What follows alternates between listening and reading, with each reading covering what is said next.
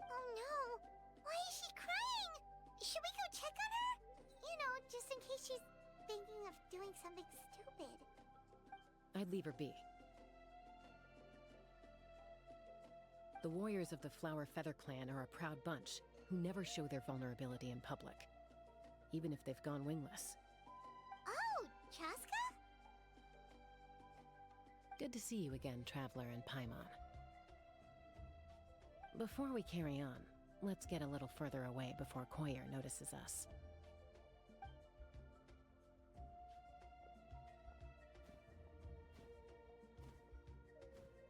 So, that girl on the bridge, Koyer, you said? Should she really be on her own right now? With the mental state she's in, it just seems risky. Don't worry. That's exactly why I'm here. Elder Alpa sent me to keep an eye on her. If she does attempt the unthinkable, I'll swoop in and catch her. I doubt it'll come to that, though. She's a fighter. A warrior, in fact. One who aimed for the sky. However despondent she might feel now, I'm confident she'll get through it. Well, in the Flower Feather clan, there's an elite flying squad made up of Kukasaur riders. But it's an extremely selective squad. To become a rider, you need to undergo a trial where you not only demonstrate mastery of the relevant skills, but also win the approval of the Kukasaurs. Very few candidates make it through the process. Koyer has spent years training for her most recent attempt, but unfortunately she didn't pass. So it's not hard to... Sometimes, after multiple failed attempts to pass the flying test and win the Kukasaur's approval, people get so disheartened that they give up on their dream to soar the skies. They resolve to quit trying for good. We call those people the wingless. Do they get expelled from the tribe? What? No, of course not. They're still prized warriors. We have a saying. Just as the Kukasaur treasures every feather on its body, so the tribe treasures each one of its children. This hits even harder in the wake of the war. All of our young warriors carry the future of our tribe on their shoulders. Besides, every Kukasaur falls from its nest before it learns to fly. It's practically a rite of passage. Likewise for the wingless, we always hold out hope that one day, when they're ready, they'll rekindle their dreams and keep trying. Until then, all we can do is quietly watch over them from a distance. Just like I'm doing now. Ah, okay. Paimon hopes she'll get back on her feet soon. Well, from the sound of her whistling, her confidence has been seriously shaken. No Kukasaur is going to respond to a call that sounds like that.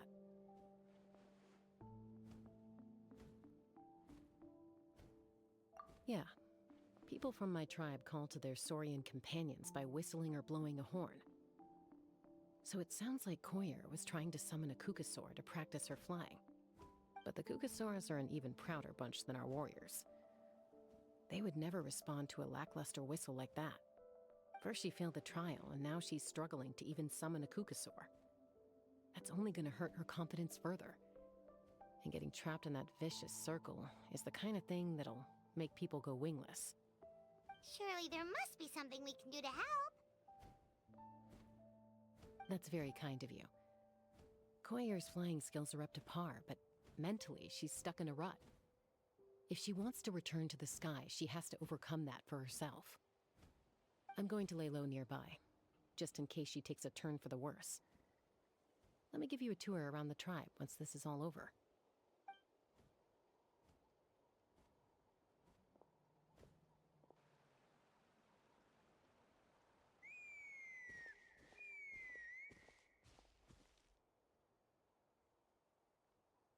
Koyer still isn't giving up.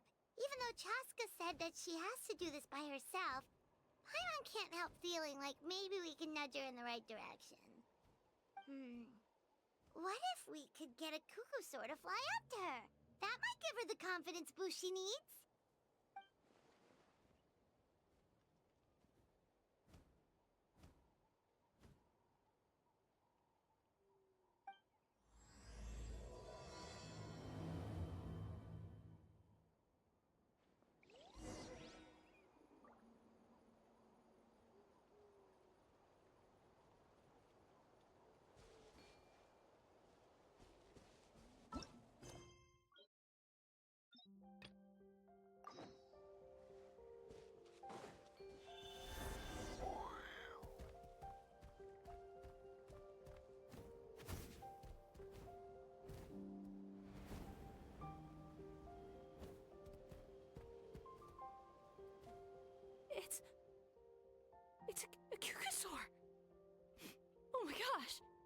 this really happening?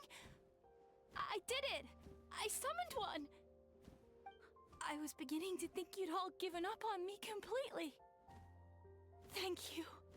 Oh, thank you.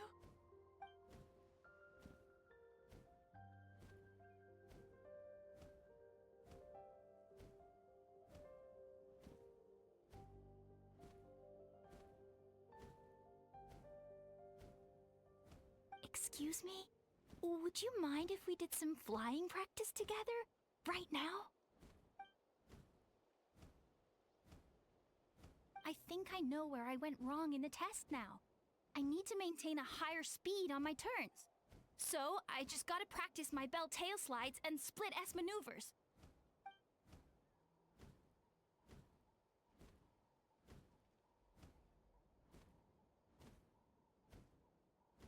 Also, I really want to try some stall turns and cobra maneuvers.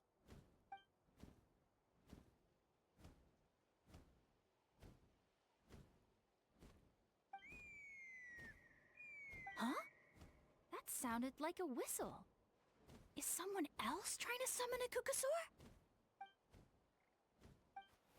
Hey! Wait! Wait!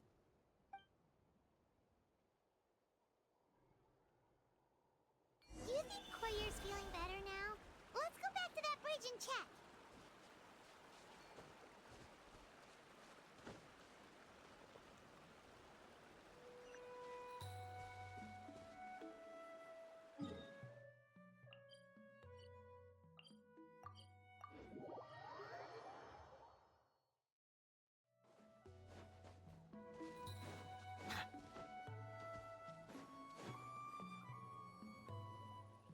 Chaska!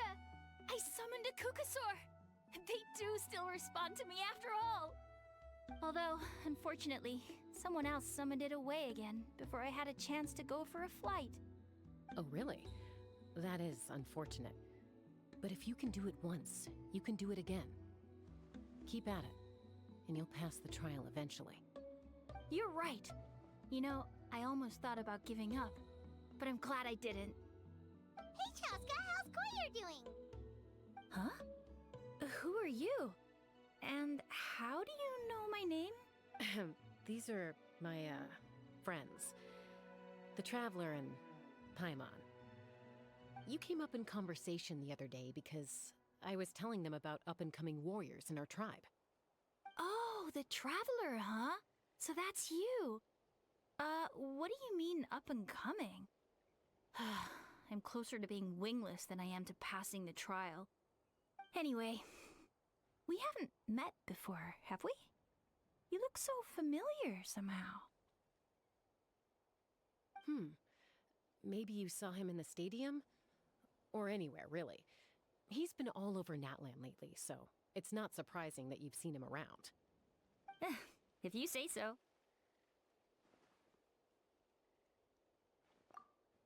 Koyer, Chaska.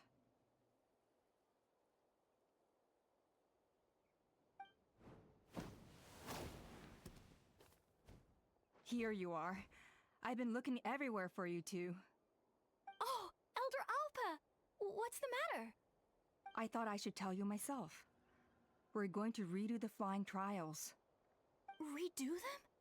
How come? This is so unexpected.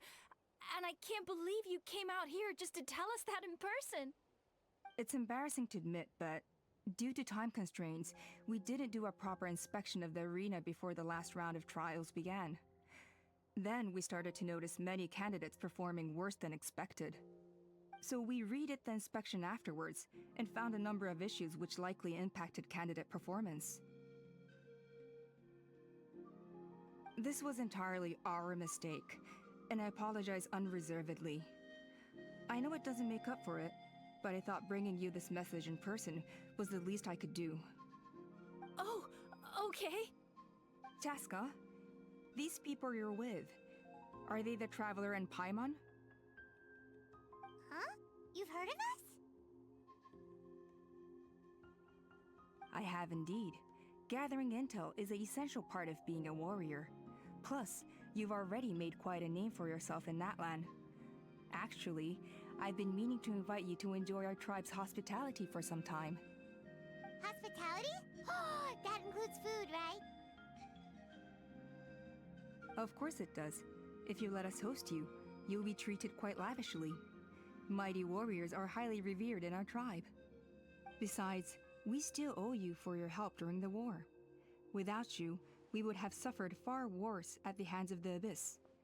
So I like the chance to show you our gratitude on behalf of the whole tribe. Mighty warriors, plural? So Paimon counts too? Paimon's starting to like you a lot. That should go without saying. Your flying skills are the envy of our tribe.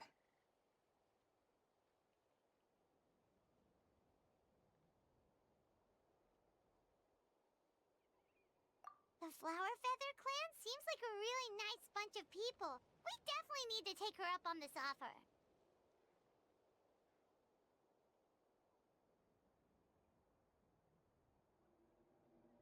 Well, I'd love to stay, but I'm afraid I still have to inform the other candidates about the retrials. With our younger generation's future on the line, there's no time to lose.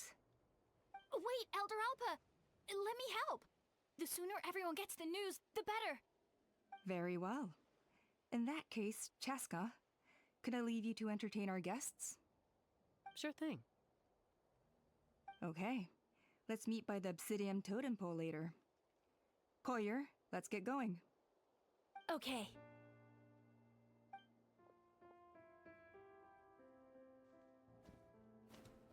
Alright, they're out of earshot. I'm just gonna come out and ask. That Kukasaur who responded to Koyer's call, that was your doing, wasn't it? I grew up with these creatures. I could tell something was off the second I saw it. His whole demeanor seemed less like a Kukasaur and more like, well, you. So I figure you must have been pulling the strings somehow. He looked very flustered when Koyer asked for a ride, so I whistled to give him a chance to escape. And judging by the look on your face, that was a welcome intervention, huh? It's all right. If you'd rather your hidden talents remain hidden, I respect that. I won't press you for answers, and I'll keep my speculations to myself. You're the kind of person I'd still trust even if you had superpowers. I know you'd use them for good. I think the ends justify the means in this case. She just lacked confidence, and you helped her resolve her internal conflict. If you hadn't intervened, I likely would have gotten my mom to help out instead. Although, having said that, there's a small chance she might have recognized her and seen through the whole thing. That would have done more harm than good. Yeah. Anyway, if you're free now, how about I give you that tour I promised?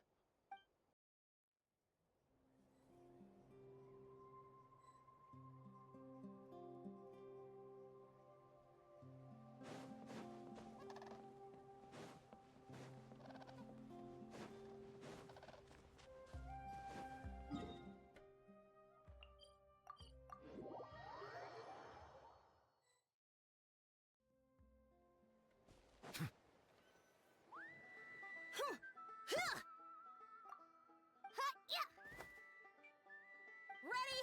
I'm gonna get you! Uh-oh. Are they fighting?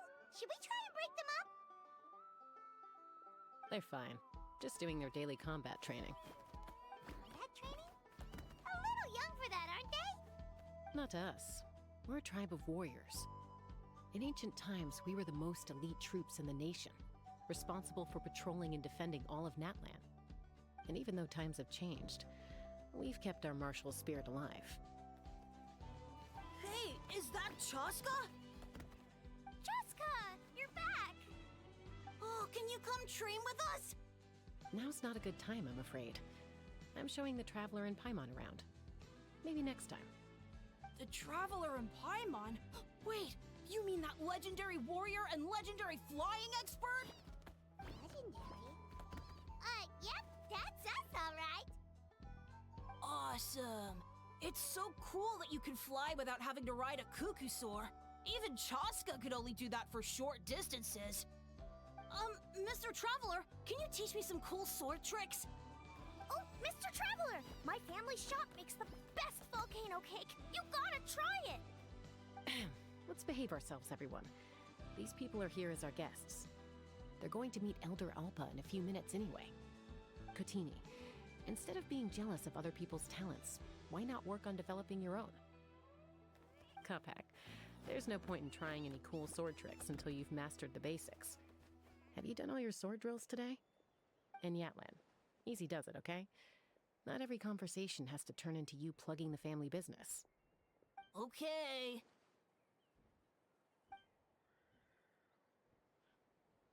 Sorry about those kids. They just got overexcited when they heard your name. Hope it didn't bother you too much. This is a volcano cake that Yatlan forced into my hands. She said to think of it as an apology gift. Whoa, it smells amazing! Traveler, you want some? That's good. Yatlan will be thrilled. By the way, Chaska, those kids really adore you. You're way better with them than Paimon expected. Paimon figured you'd be more... aloof, maybe? Aloof, huh? Well, to be fair, there was a period when I was like that. Around the time when I first joined the tribe. But it's a terrible attitude to have as a peacemaker. It tends to turn situations that could have had a peaceful resolution into a stalemate that can only be resolved by force.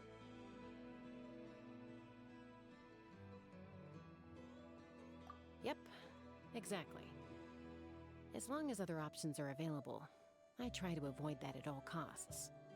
Someone once told me that peace imposed by force will crumble in a matter of days.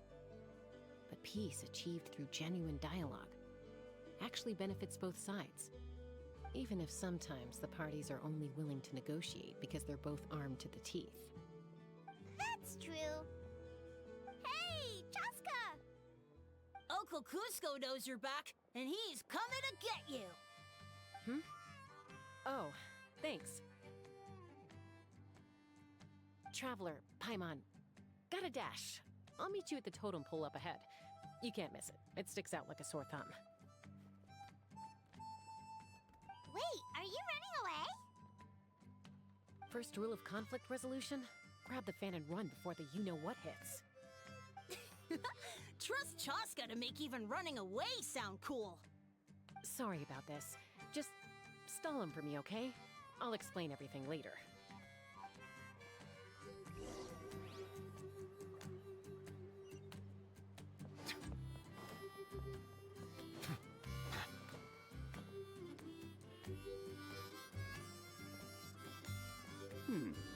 A golden-haired outlander and a white flying object. You must be the traveler in Paimon. I heard Chaska was with you, but I suppose she's run away again, has she? Sorry, who are you? Who am I? Only her father. She's supposed to go for a checkup every 3 months to see how her abyss condition is doing. We both agreed on it. But she's already missed 3 checkups this year. That's 3 out of 4.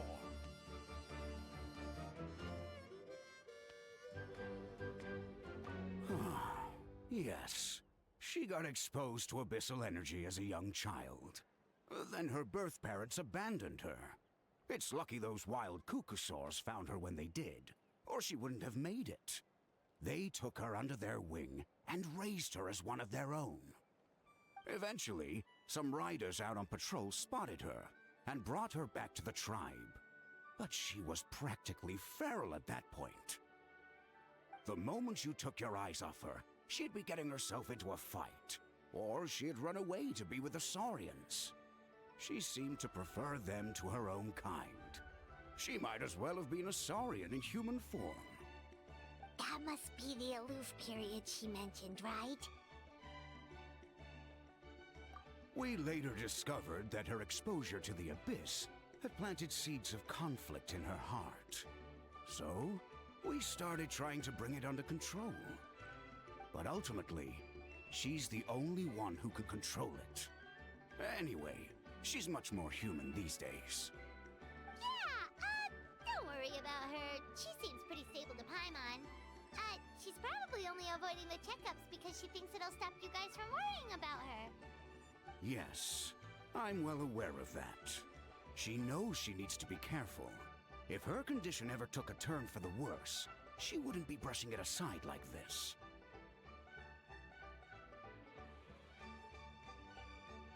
It's just, every checkup she's been to, they find new cuts and bruises. Nothing to do with the Abyss, of course. Oh no, that's all fine. The problem with her is, she's her own worst enemy. She's been living dangerously again. I'm sure of it. That's why she's avoiding the checkups. She wants to hide it from us. Yeah, Paimon can see her doing that. Oh. In the past, she always had Koichi to keep an eye on her. Now Koichi's gone, and I don't want to lose another daughter. Chaska's been increasingly reckless since Koichi passed. It's like she's trying to make up for it somehow. Next time you see her, please tell her to be careful for me. Even if she doesn't want to hear it. If she doesn't want to do these checkups anymore, that's fine. I just want her to stop putting herself in harm's way.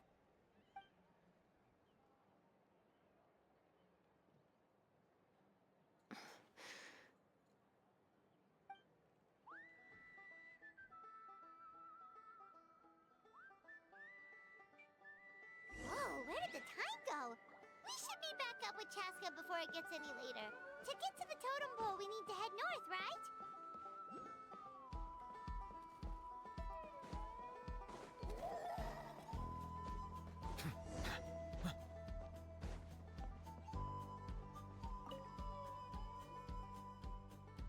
Hey, Chaska! Hey, Alba!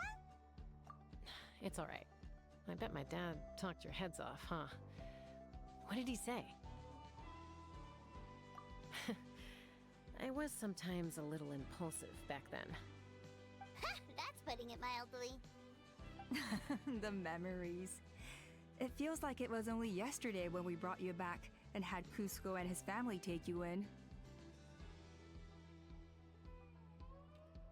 Back then, no one imagined this feral child would grow up to be the strongest warrior of the Flower Feather clan. Huh? You were the one that brought Chaska back to the tribe? That's right. Elder Alpa was already a veteran rider by then. She spotted me while patrolling from the skies and tracked down my Kukasaur mom. Mom agreed it was time I tried to re-enter human society. But I didn't know the first thing about being civilized. I clashed with everyone who had to deal with me. And look at you now, renowned throughout the land as a peacemaker. How time flies. When the day comes that I can't fly anymore, it will be up to you to look after our tribe and our flying squad. You know me, though. I'm not a natural commander. I'm better off as a lone wolf on the front line. So stick it out at least a few more years, okay? Give Koyer and the others time to come into their own. Oh, stop. Wait, so isn't the leader just the strongest warrior in the tribe? At least Paimon figured that's how your tribe would work. Strength is certainly a core tenet in the Flower Feather clan. But strength means far more than martial prowess alone. If it all came down to individual strength, I'd struggle to call myself a warrior, let alone a member of the flying squad. Any fighter in the tribe could take me down. Well, sorry to disappoint you. It was something I aspired to at one point. So much so that I went adventuring in the Cinder City, Ochka Natlan, to try and prove myself. But it was foolish of me. I wasn't ready. I came back empty-handed and seriously injured. The fact that I survived was something, I suppose. But after that, I never seriously considered myself a strong fighter. And yet, you still managed to become the leader of the flying squad, thanks to your experience and determination. All while battling those old injuries. Let's shelve this discussion for now. Traveler, Paimon, there are some simple refreshments on the table. Please help yourselves. Yes! Paimon was waiting for that part!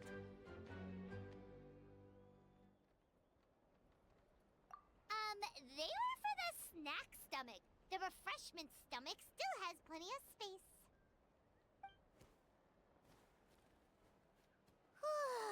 Paimon is so full. Well, if you're enjoying our hospitality, Feel free to stay with us as long as you like. Elder Alpa? There's, something's come up. Hmm? What happened? Is it serious? Shall I deal with it? It's... Some merchants showed up. Not from our tribe. They said they're here to discuss some potential collaboration with us. Why now? This is terrible timing. There are a few wingless that we haven't managed to reach yet, and we still haven't inspected the retrial arena.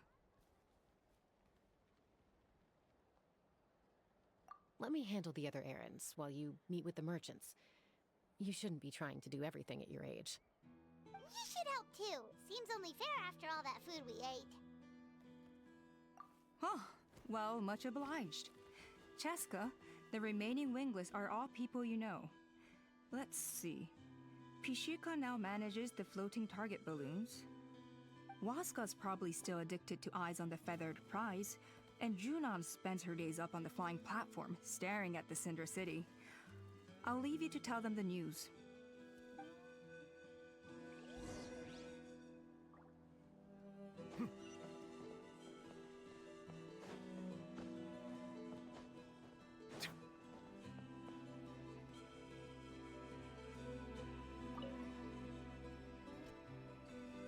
Are you sure you don't want to reconsider, Pashika? I appreciate it, boss. But honestly, I'm pretty happy with my life nowadays. Pashika, they're redoing the flying trials. Huh? Lutona? Ah, did Alpa send you? I was just telling Pashika the news, actually. The way things are with the tribe these days? I mean, you don't need me to tell you. This here is no future for a seasoned warrior like you. Ah, come on, boss. Do you have any idea how long it's been? I've been wingless for years now. I'm not cut out for that anymore. Of course, I'll do my part if we ever need to defend the tribe. But there's really no point in me trying out for the flying squad now. I've already made my peace with it. Not everyone has what it takes to return to the sky after going wingless. Elder Alpa's perseverance is something else. And it's okay if I'm not destined for greatness. I might not have the Kukasaur's approval, but with my hot air balloons, I can still reach the skies. Handling these balloons every day, seeing how the customers react, the looks on their faces, that's enough for me. Finding something you love doing can be just as hard as passing the flying trial. It's worth holding on to. Fair enough. It's your choice. I won't force you. Oh, by the way, you should try taking a balloon ride if you've got the time. Once you've been up there for yourself, you'll see why I love it so much. No problem. If you ever want to give it a try, you know where to find me.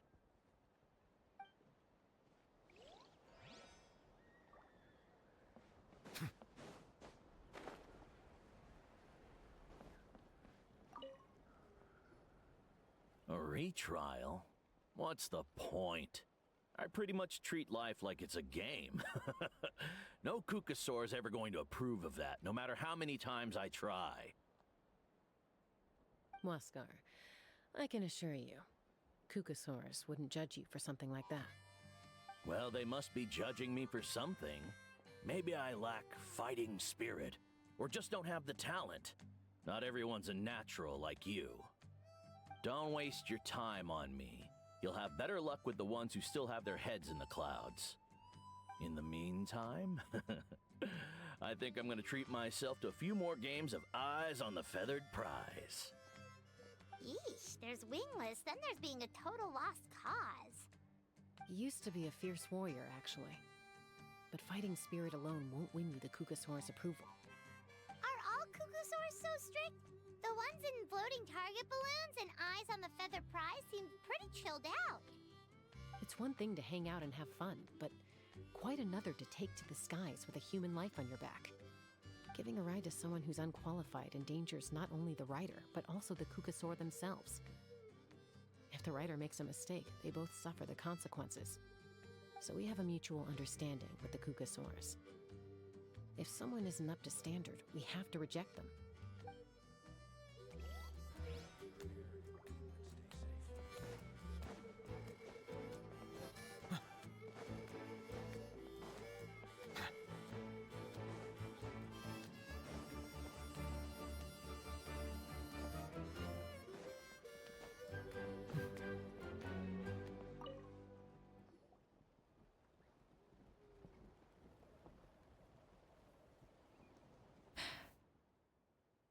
Hey, Junan. Gazing out at Natlan again, huh? Chaska? What are you doing here? Is something up? The flying squad is hosting retrials again soon. Wanna give it another try? Maybe you're forgetting the definition of wingless. I've failed so many times already that I've decided to call it quits for good. I'm done. Elder Alpa always goes out of her way to come and tell me when a new trial is coming up, and it's nice of her to think of me. But nothing's gonna change. I'm not going to suddenly pass just because they're holding another trial. They're making some big changes to the arena this time, so the flying experience should be smoother than before. Koyer's gonna try again. No, forget it. If I was genuinely good enough to make the squad, the location shouldn't affect my chances. A true rider can fly confidently whatever the conditions, like you and Elder Alpa. Junan! They're redoing the... Huh? Chaska and the Traveler. You're already here. I guess they told you already then. Come on, let's go train together.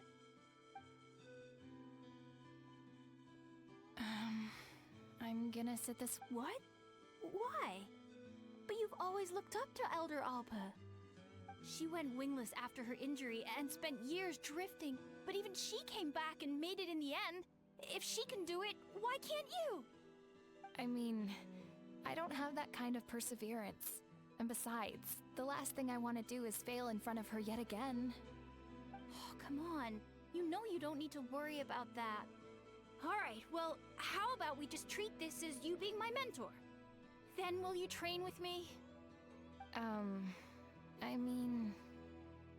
Enough umming and ahhing. Let's just get up in the air and figure it out as we go. Wait! Hold on, slow down! I can't keep up! Well, that's one way to do it. They've been best friends since they were kids. If anyone knows how to get Junan out of a rut, it's Koyer. You helped Koyer deal with her internal conflict, and now she's done the same for someone else.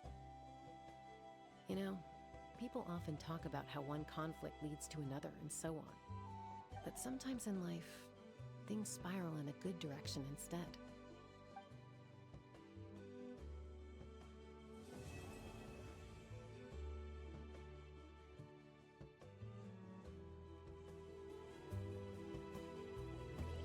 We've notified all the wingless on the list now, right? Where to next? The trial arena. It's not far from the tribe.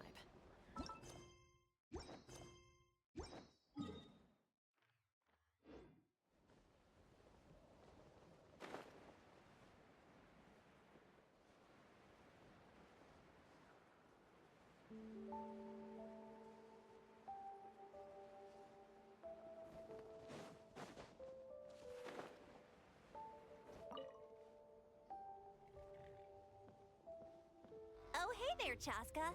Did Elder Alp... Yeah, she's got other things on her plate right now. How are things looking here? Well, the inspection revealed numerous blockages all over the trial arena. It looks like they're the result of ley line disorders caused by repeat abyss invasions. Theoretically, we just need to clear those obstacles, and the arena will fill up with gaseous phlogiston again. But that's proving difficult to achieve in practice, for all sorts of reasons. Why don't you head on down and check things out for yourself? Feel free to ask the staff for more details.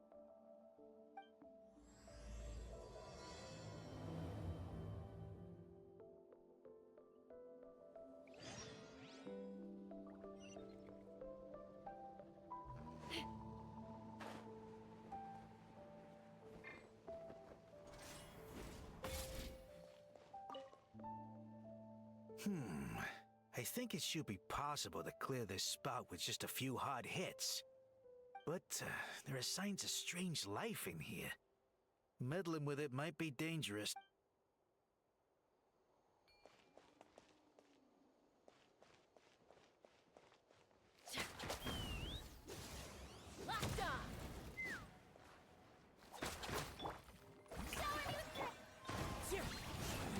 Hey, monsters!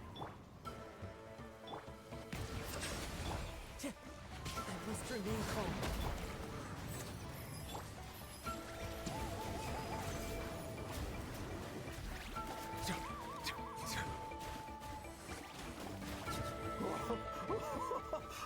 I thought I was done for. Oh, this spout should be good now. Thank you very much.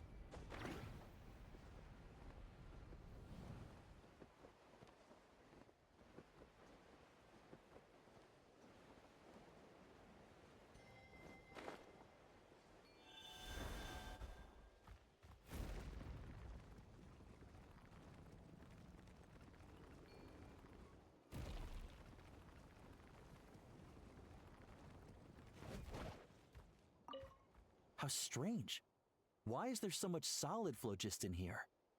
Well, could be from the Children of Echoes. Maybe it got swept up here due to the ley line disturbances? And I did see those strange markings on the cliff.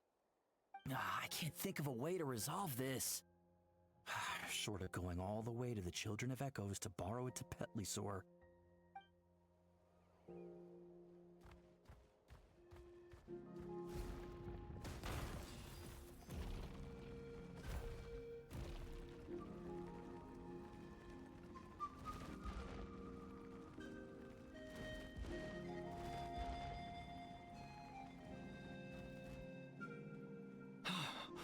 Oh, are you here to help? Thank goodness. There's no way I could do all this by myself. So the blockage here has to be cleared using a special bomb, but carrying explosives up that steep slope would be a recipe for disaster. If I dropped it or slipped and fell, I'd be blown to bits in an instant. So, my plan was to transport the bomb to the other side, then send it over in a hot air balloon. All I need now is for someone else to strike the balloon at the right moment, dropping the payload right on top of the spout, and problem solved. What do you think? Simple enough, right? Huh? Oh, that one. No, I've got no idea who that belongs to. Or how they got it up so high. I just wish I could fly up there and check out what kind of tech they're using. Ah, well. Getting the trial arena back in order is more important. I'll head over and set up now. Let me know when you're ready.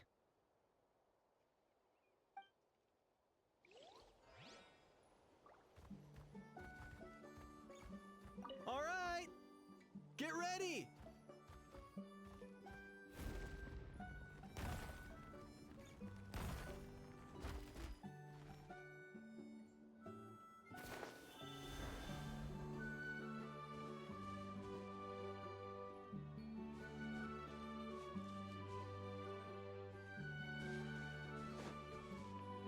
All right! Get ready!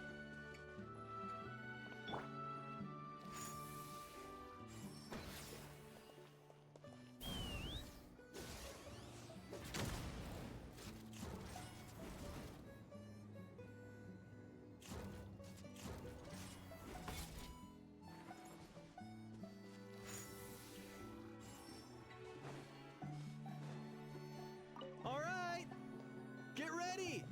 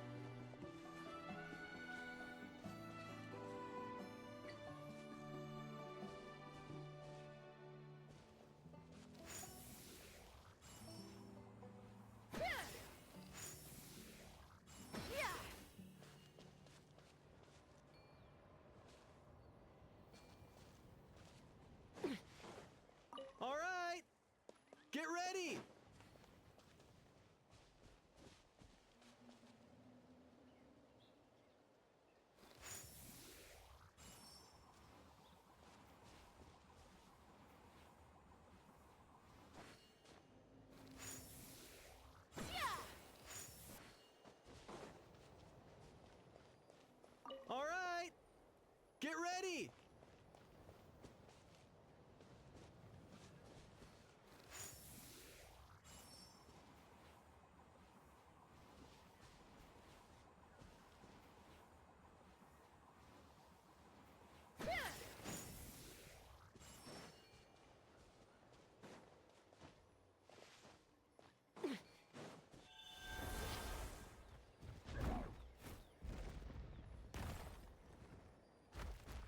All right! Get ready!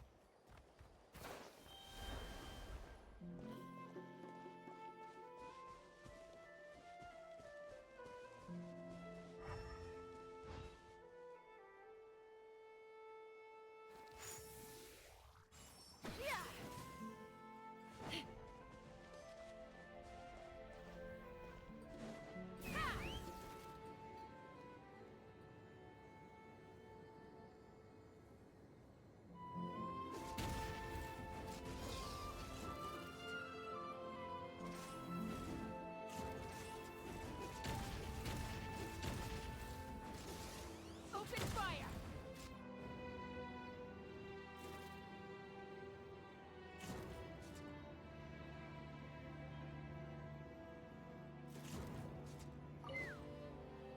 This is crazy. Maybe Inkanak was right after all. But how am I supposed...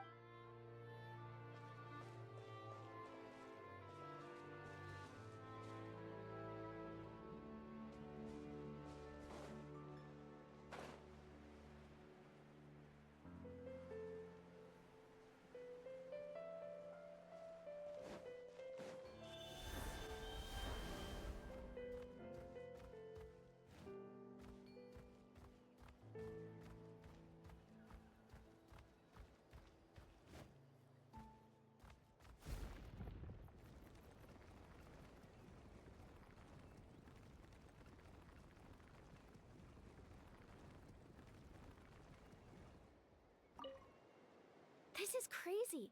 I put all of my strength into it, but it just won't break. Maybe Inkanak was right after all. If a stable structure is formed inside the solid phlogiston, I'll need to hit all the weak spots at the same time to break it. But how am I supposed to do that?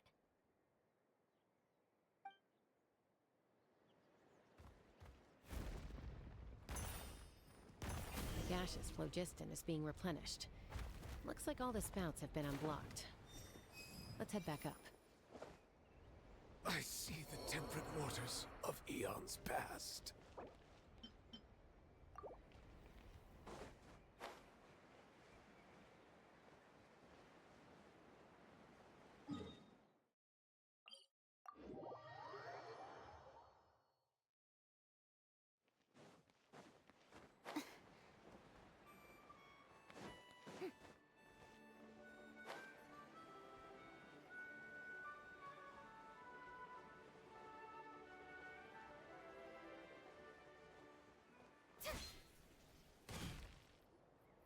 Wow, you took care of everything in no time at all.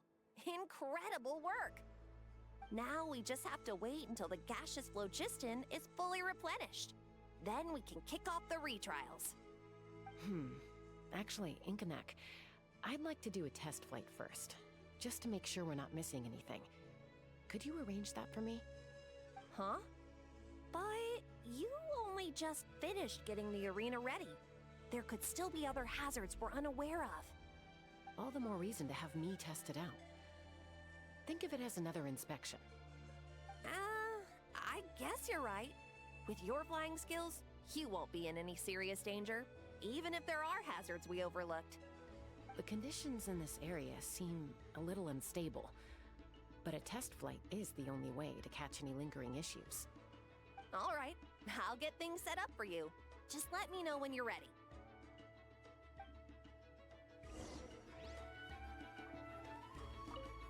Are you ready? This should be a piece of cake for Chaska, but still, try to be careful. All right, then spread your wings and fly.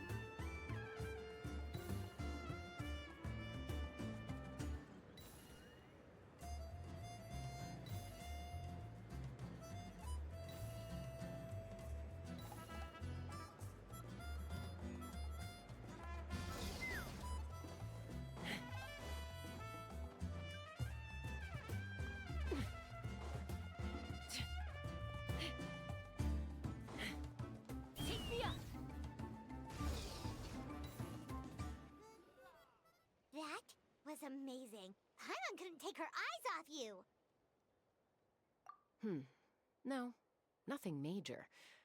Give it a few days, and we should be able to conduct the trials. Help! Help me! You're from the Flower Feather clan, right? Please, come quick, you've got to help us! Catch your breath first. What's the situation? We got attacked by a Kukasaur. My friends are still stranded in the middle of the road with the goods we were transporting. Please, I'm begging you, save them! Huh? Are Kukusaurs really that aggressive? Do they usually attack groups of people unprovoked? Not in my experience, but there are exceptions to every rule. Let's go check it out.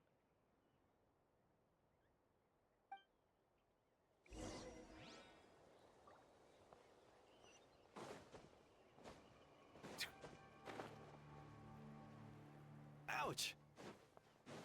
I've never seen such an aggressive Kukusaur.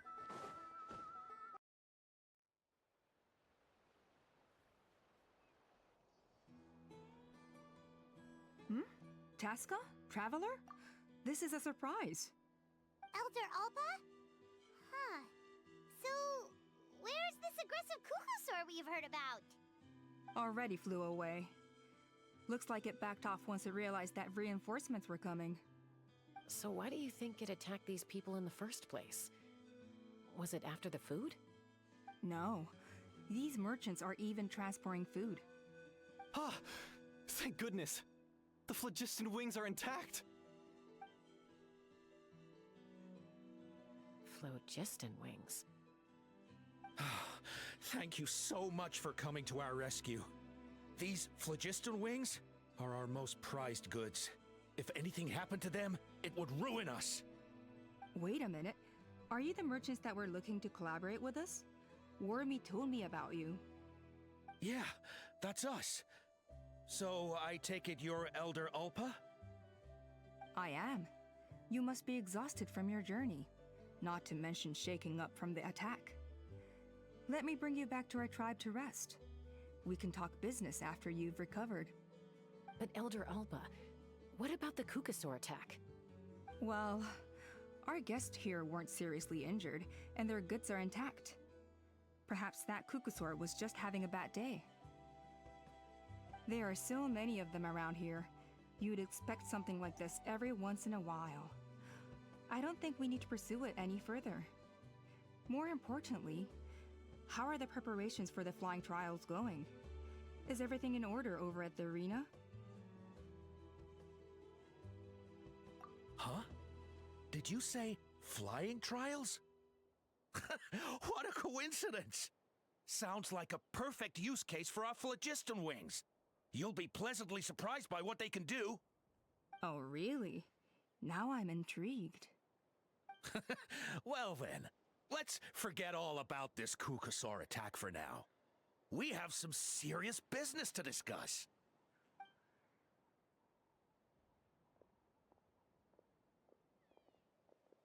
Huh? So that's it? That all went smoother than expected.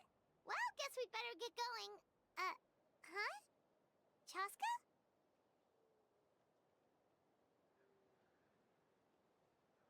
A blood-stained feather.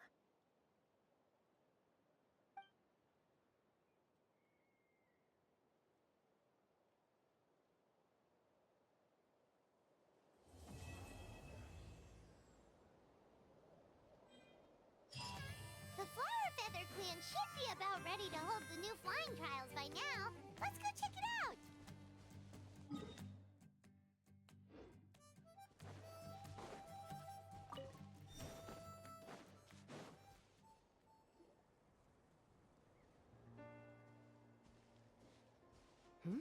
Ah, Traveler and Paimon. You came. Yep, and it looks like we made it just in time! Although, can't say the same for the Kukusaurs. Bit of a low turnout, huh? Yeah, you'll see why soon enough. All right, get ready. 3, 2, 1, fly! Whoa! We're really flying! I feel light as a feather. I'm flying without a Kukasaur. These phlogiston wings are awesome! What's going on? Paimon can barely believe her eyes. How did they fly all on their own? The merchants we ran into that day were selling a product called phlogiston wings. It's a flying machine worn on the back. To operate it, you just use a handheld trackball that controls the flow of gaseous phlogiston. That's incredible. Yeah. If our tribe, well, if Natlan mass adopted this technology, it would revolutionize our mobility and responsiveness in times of crisis. Just think of the countless tragedies that could be averted. I feel like I'm dreaming. Did I really just fly on my own without the help of a Kukasaur? You'd better believe it! Plus, you just passed a flying trial! Right, Elder Alba? Elder Alpa? Should this really count as a pass? If we did the trial using phlogiston wings? Why not? The scoring rubric is about flying performance. It doesn't specifically say you have to ride a Kukasaur, does it? Yeah, maybe, but... I mean, even Chaska had to ride a Kukasaur in a trial, right? And the whole point of a trial is to test both your flying technique and your ability to work with a Saurian companion. Well, if we can fly by ourselves, maybe we don't need to test the ladder anymore.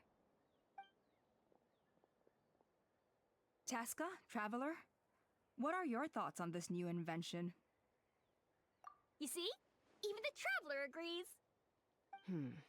I agree that they have strategic value, but I don't think it makes any sense to evaluate candidates by the current testing standards if they're using phlogiston wings. Why? Shunan finally mustered the courage to go through with this, and now you're saying it doesn't count? I don't have any experience using these wings in battle, nor is it immediately obvious how to incorporate them into the existing systems in our tribe. Taking a longer-term perspective, I think we need to start by getting thoroughly acquainted with how these things work. Then we can develop a new trial format with new assessment criteria, tailored to candidates using the phlogiston wings. You all raise valid points. But Chaska, while your proposal sounds perfectly reasonable, it would probably take years to put it into practice. We lost so many people in that war. These phlogiston wings could be exactly what we need to strengthen our forces and boost morale in this trying time. And as for real-world battle experience, there will be plenty of opportunities to gain that. I have high hopes for you, Junon. Huh? Hey, stop staring into space! Say thank you! Oh, thank you. Thank you, Elder Alpa. You have nothing to thank me for. Remember, the way you got your wings back was by relying on yourself. Oh, Elder Alpa! Bad news! Kukasaurs are attacking the merchants again! Again? Okay, everyone, stay put while I... Huh? Chaska?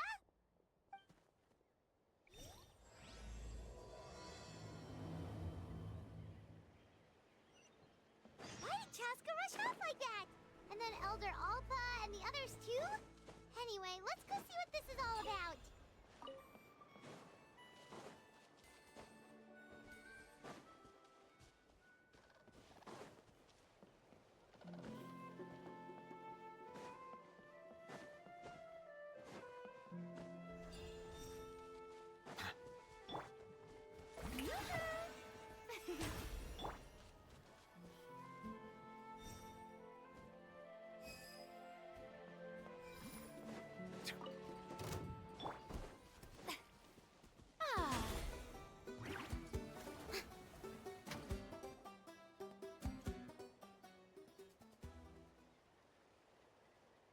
Oh, it's back!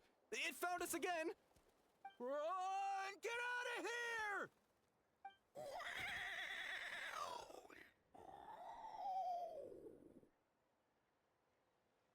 Curses. She's really riled up this time. Hey! Stop running! We'll never outrun a creature with wings! Get back here and let's fight!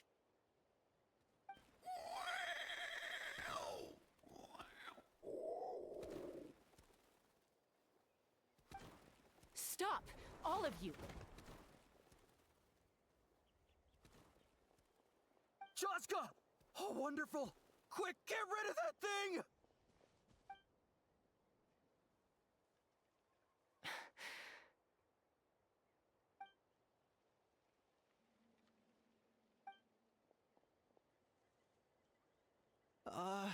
What's going on? Why isn't she doing anything? So it really is you, sister. Wait, sister? That Kukusaur is Chaska's sister?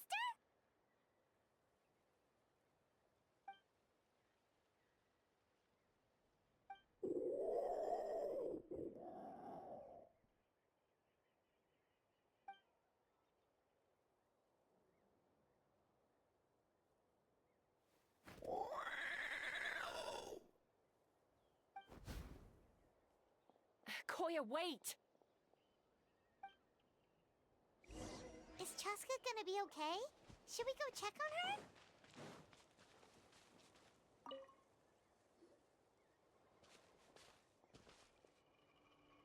Chaska, are you okay? I'm fine. Sorry for making you worry. No point. She's an expert at hiding her tracks. Once she's shaken you off, you'll never catch up to her. At least, I always used to lose to her at hide-and-seek when we were kids. Well, yeah. You know I was raised by Kukusaurs. Anyway, she and I grew up in the nest together. Her name's Koya, and she's my big sister. We played together all the time, chasing each other through treetops or mountaintops. It felt like it would go on that way forever. Until the day I was sent back to live with the humans. Not all Kukusaurs are friendly towards people. Koya, for instance, she's fine with me because we grew up around each other, but she's not fond of other humans. When Mom decided to send me away, Koya strongly protested, and after I left, she became more and more reluctant to interact with humans. Maybe she thinks that humans stole you away from her. It's a possibility, but in any case, we still stayed best friends at first. I had a hard time adjusting to life in the tribe. So whenever something went wrong, I'd run off into the wild and vent to Koya. Ah, so that's what Uncle Cusco was talking about. He said you seemed to prefer hanging out with Saurians to your own kind back then. Yeah, I did. But then, gradually, everything changed. With a new mom and dad, a new tribe, and Koichi, I started getting curious about these humans, and made an effort to understand their behavior. The more time I spent with them, the less I spent with Koya. And then, one day, it was Koya's turn to leave the nest. She sought me out and asked if I was willing to leave the tribe and go live in the wilderness with her. As far as I can remember, that was the first time she ever approached a human settlement on purpose. So, how did you answer her? Well, I wouldn't be standing here talking to you if I'd said yes. No, I was torn. On the one hand, I'd already made up my mind to embrace my new family and accept my human identity.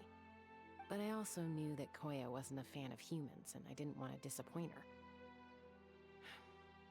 She saw it as a personal betrayal, threw a huge fit, and then flew off. We hadn't seen each other since, well, until today. Not for a lack of trying, though. I tried asking Mom where Koya's new nest was so I could talk things out with her. But Koya had already asked Mom not to tell me where she'd moved to. It must be hard for Mom, being stuck between her two daughters. So I didn't press the issue. And I didn't go looking for her.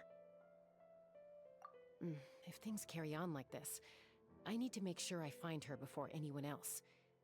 Even if she doesn't want to see me. For now, let's bring the wounded back to the tribe and see what Mutota and Elder Alba have in mind.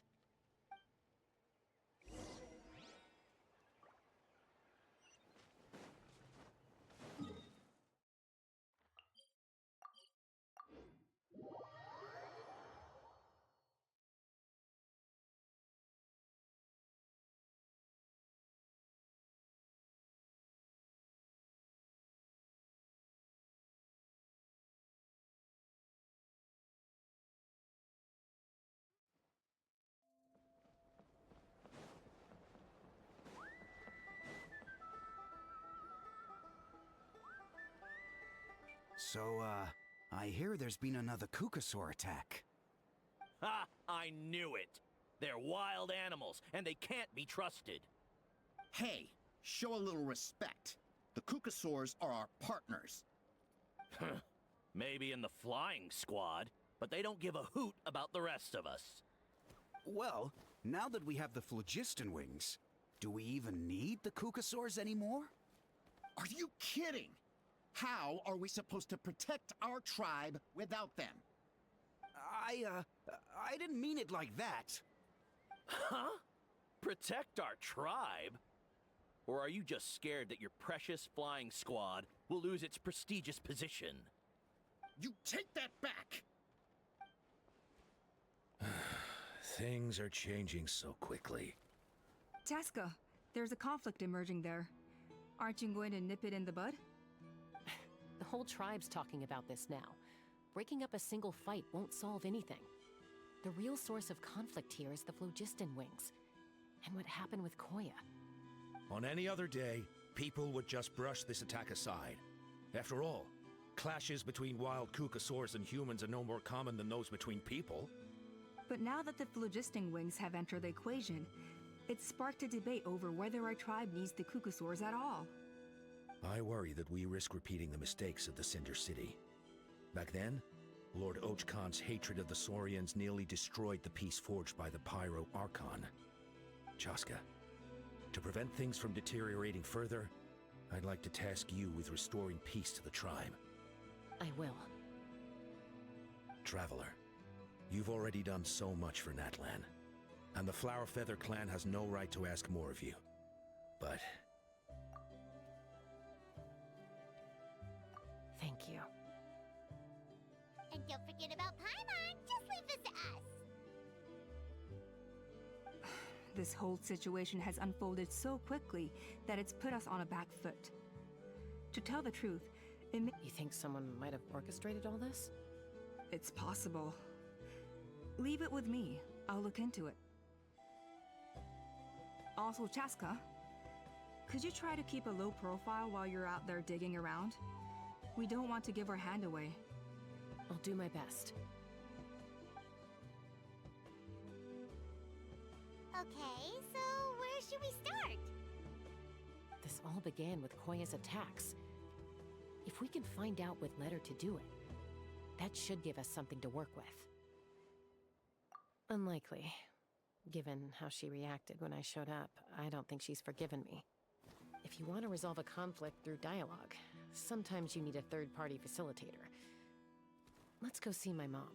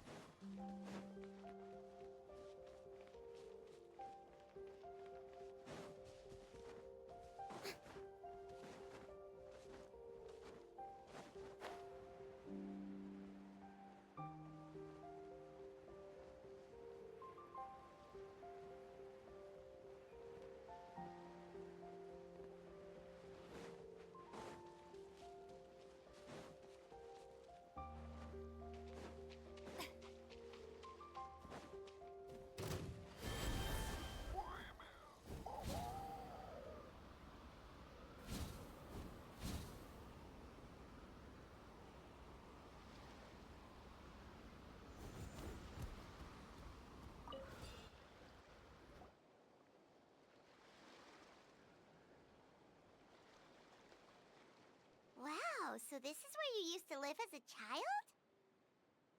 Mm-hmm. When I was little, we used to do this thing where I'd jump from the top of this tree, and or sometimes we'd both fly from the treetop together, and then after some aerial maneuvering, she'd throw me up onto that platform. After we got a bit older, we went to the nearby shores looking for even greater heights.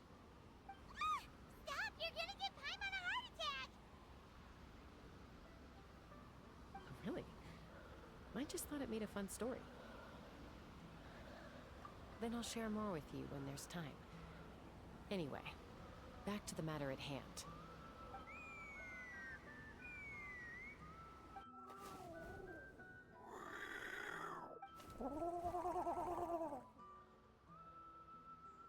Hey, Mama Bird. I'm back. My last visit was only a week ago, wasn't it? See? I brought a couple of friends with me. These are the Traveler and Paimon. Traveler, Paimon. This is my mom. Her name is Chimpu. In the human tongue, anyway.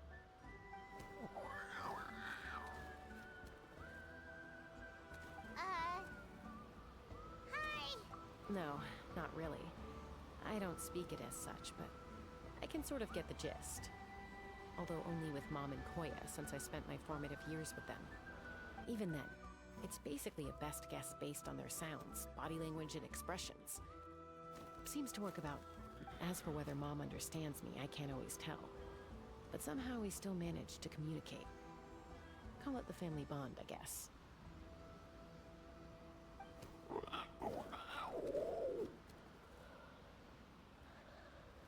Don't worry. I'm doing well, but I think Koya might be in some trouble.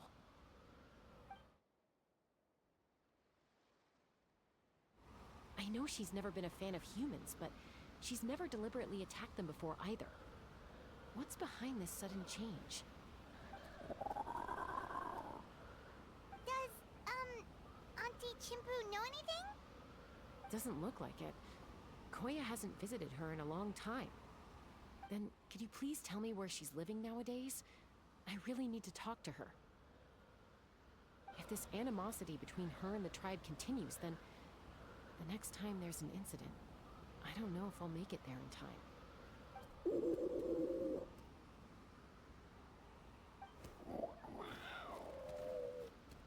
She said she'll take us there. Thank you, Mom.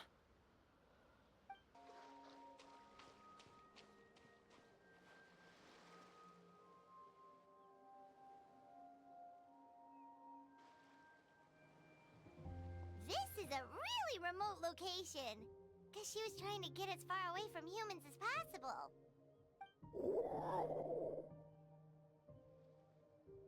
We stay here? Okay. Got it. Traveler, Paimon.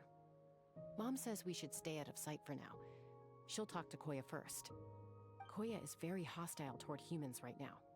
So if we show up unannounced, it might just make things worse.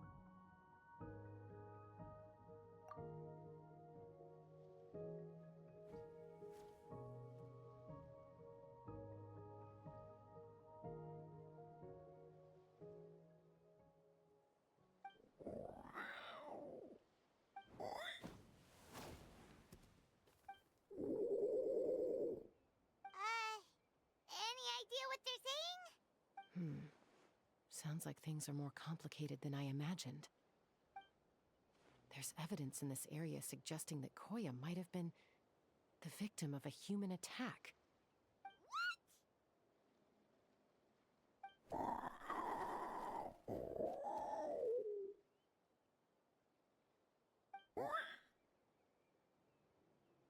No!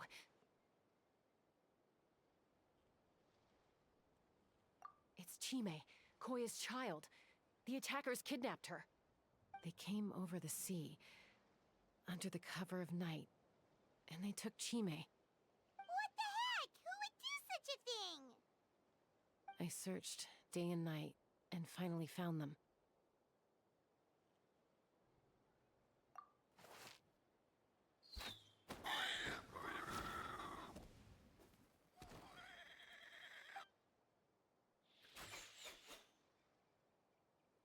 Oh, yeah! Topal's contraption is working like a charm. Got her in one. Hey, there's another one! Wait, is that the one that got away last time? Who cares? Just get them all. T'Pol pays us per catch.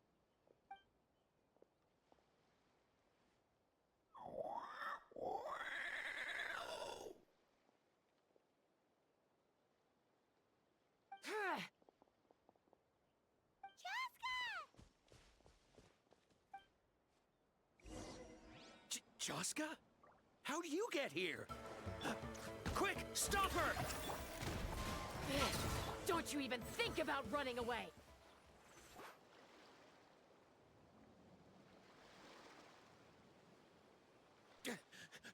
Don't come any closer, or I'll...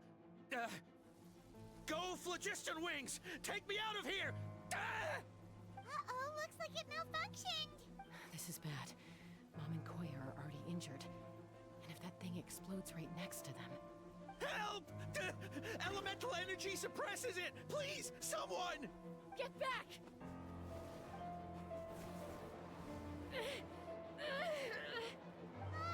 It's still going, and it's getting worse. Guess we need a more permanent solution. All right then.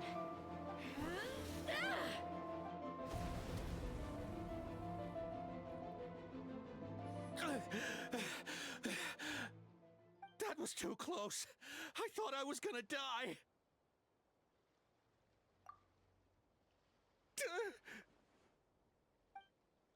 Answer us honestly. Were you the ones who attacked Koya before? No, it was...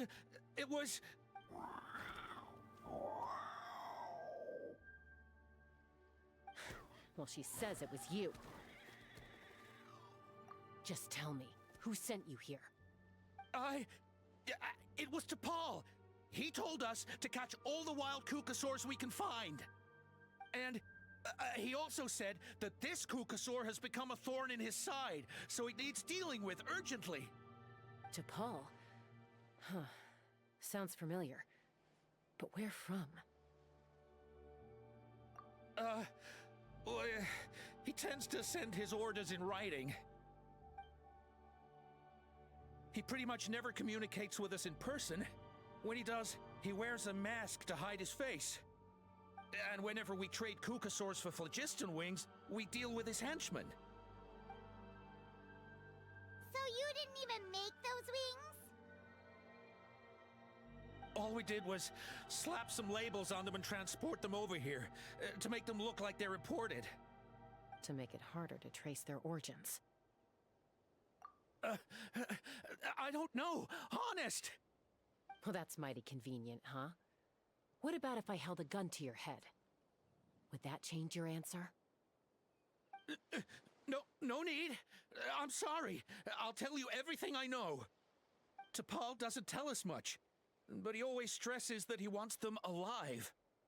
So that gives us some clues. This is just a best guess, of course, but we suspect that the gaseous phlogiston stored in the trackballs is drawn directly from the Kukasaurs. What?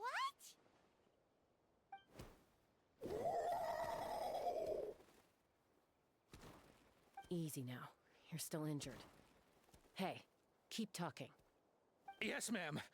So, the gaseous phlogiston has to be highly refined in order to power the phlogiston wings. The slightest imperfection can have disastrous consequences, as you just witnessed. But the Kukasaurs have a natural ability to process gaseous phlogiston. So, if you use them as an intermediary, then...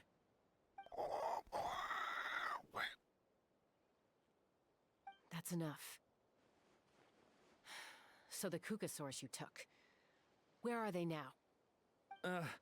T'Pol should have them. But no one knows where he's based, apart from him and his henchmen. We've tried looking for it ourselves, even followed them a few times. But we always end up losing track of them. Random thought. Maybe they're hiding up in the sky?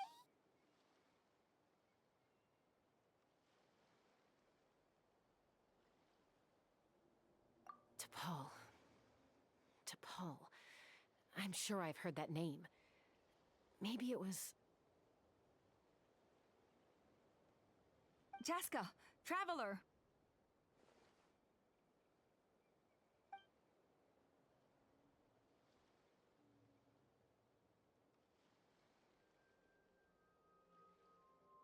That voice!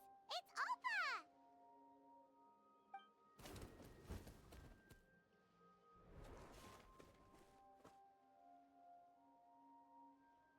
Elder Alpa? What brings you all the way out here? Well, I was patrolling nearby when I heard the sound of an explosion. What's going on?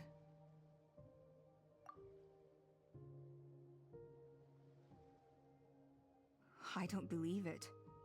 Elder Alpa, does the name T'Pol ring a bell to you?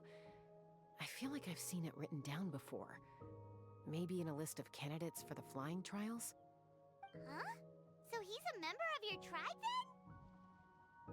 then? No. If he was a member of the Flower Feather Clan, I'd definitely know him.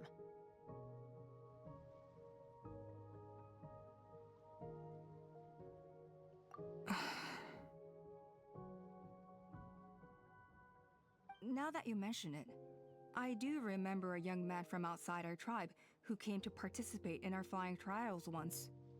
You were away on a mission at the time, which is probably why you don't remember him. He was a craftsman from the Children of Echoes, but he'd always dreamed of soaring the skies, so he wanted to join our flying squad. The Children of Echoes? That's rare.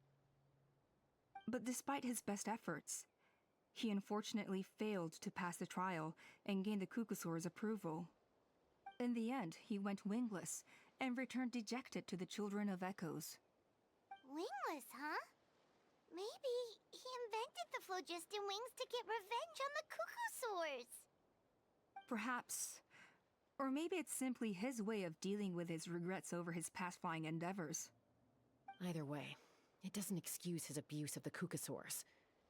I'm gonna take these guys back and expose the truth to the tribe. It's time for this conflict to end. Easy, Chaska. Remember what I said about keeping a low profile? The ringleader still hasn't shown himself, and this man's allegation about powering the phlogiston wings with Kukusaurs is only speculation. Bringing these men to the tribe now won't win over any current supporters of the phlogiston wings. In fact, it may even escalate the conflict further. After all, many are mistrustful of the Kukusaurs after recent events.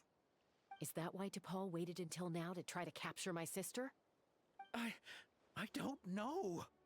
I mean, he did tell us to spread negative rumors about the Kukusaurs and slip some Mora to anyone opposed to them, but...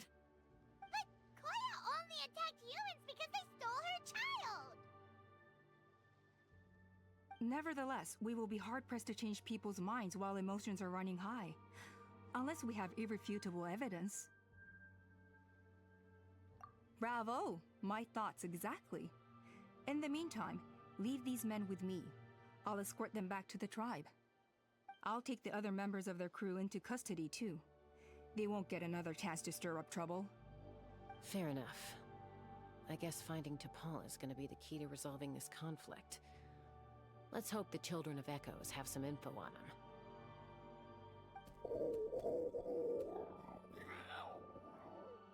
Sorry, whatever it is, it'll have to wait till this is all blown over. I have to fix this situation before it spirals out of control.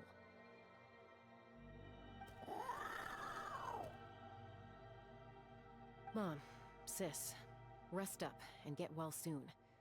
I gotta fly.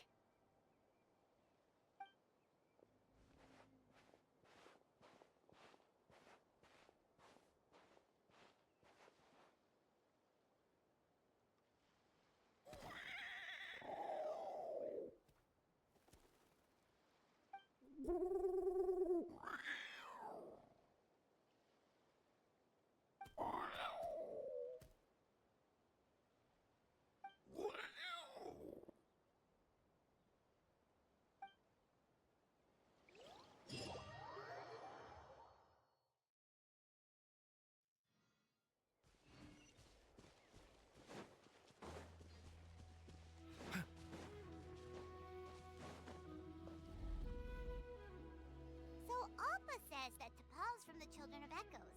But how do we track him down? Just ask around until we find him? Let's start by talking to someone we know. It'll be faster that way. At this time and place, I'll bet the easiest person to find is... Wakey, wakey, Shilonen! Oh, it's you. Okay, give me a second. I'll come down.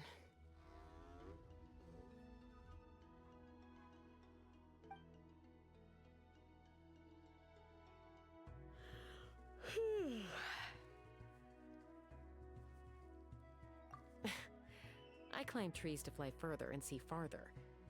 I don't usually stop for a nap. Well, we're not all like you. Always full of energy, even after flying around all day. Yeah. So, you've come all this way and interrupted my precious nap time. Might I inquire as to, why? I'm sorry, Shilonen, but it couldn't wait. Does the name T'Pol mean anything to you? He's a craftsman, apparently. Huh. T'Pol. Yeah, that rings a bell. I think that's Puma's child.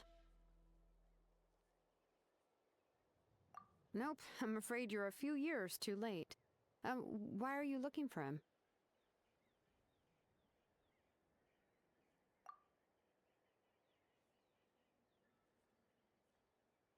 Huh, phlogiston wings. Wow, okay. The kid actually pulled it off. Well, looks like, no more rest for me today. Pulled it off? You mean he's tried making something like this before? Yeah, he started trying to build a flying machine right after he got back from the Flower Feather clan. So right after he went wingless, then. Was this flying machine anything like the gun you made me? You mean your gun that's harder to tame than the proudest Kukasaur? No, he wanted to build something that allows anyone to fly freely, even if they're not naturally gifted. But he never got very far back then, though. Blew up his workshop a few times and barely made it out alive. I never really kept up with him after that. His parents traveled a lot in their youth and only returned to the tribe after he was born. But they settled in a remote area and don't interact with other people much. Which means most people in the tribe don't know them very well. Your best bet is to chat to his direct family. I'll, go get Puma. Wait for me in front of the workshop. I won't be long.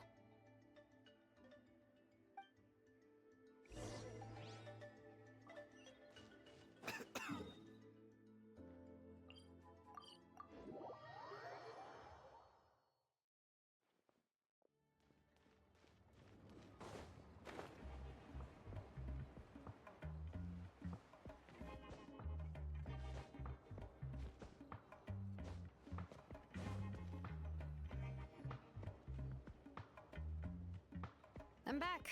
Allow me to introduce T'Pol's mother, Puma. Hello, we're... Oh, save the pleasantries. I don't want to spend any longer talking about that boy than I have to. Huh? I disowned him long ago. He is no child of mine. All he cared about was his pipe dream of reaching the sky. Oh, we tried to talk sense into him, but he was obsessed. And then when he left us, he spouted some nonsense about building a workshop in the sky to avoid the constant criticism of us ground dwellers. He left his notebook behind. Whatever questions you have, you can look for them in there. I am done talking about him. He's no son of mine. He never called me Mom anyhow.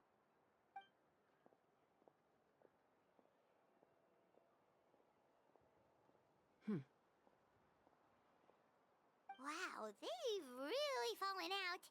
Paimon sure wasn't expecting that. Her husband, T'Pol's father, he passed away recently, and T'Pol didn't even bother to show his face at the funeral. If you ask me, that was probably the final straw for Puma. I'll go keep her company. If there's anything else you need, just come and find me. Thank you.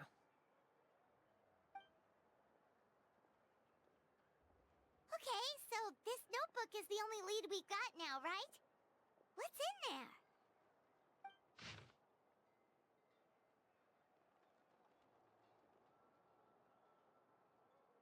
Some early designs for the phlogiston wings, and some theorizing about an airborne workshop. Natlan, the Cinder City. Looks like that's where he got his technological inspiration from. So, was he serious about the workshop in the sky? But that's such a big project for one person. Do we think he actually pulled it off? Oh, yes. The one from the trial arena that was super high up. That balloon has been there for a while, and everyone's been wondering how it got up there, but what if that's the wrong question? What if it started off even higher up, above the clouds and out of view, and it only descended to its current height due to some kind of malfunction? Part of T'Pol's workshop? Seems likely. If T'Pol's base had been hiding above the clouds this whole time, that would definitely explain why Isidore couldn't find it. Paimon totally called it! But how do we get up there? Chaska, can you even fly that high? By myself? Possibly. But with a passenger, no chance. I doubt even phlogiston wings could take you up that high. At least, not without that relic T'Pol mentioned in his notebook. Yeah, and he's probably holding on to it. We'll have to find another way. Nope. That's way beyond Paimon's altitude. Also, would you really expect Paimon to go up there and take on T'Pol all by herself? Let's not worry. Just because we can't think of a solution doesn't mean no one else can. I'm not the only flying expert in my tribe, you know. Oh, good point. We should go ask Elder Alpa! And Mutoda. He was quite the flying ace back in the day, too. Let's head back and see what they suggest.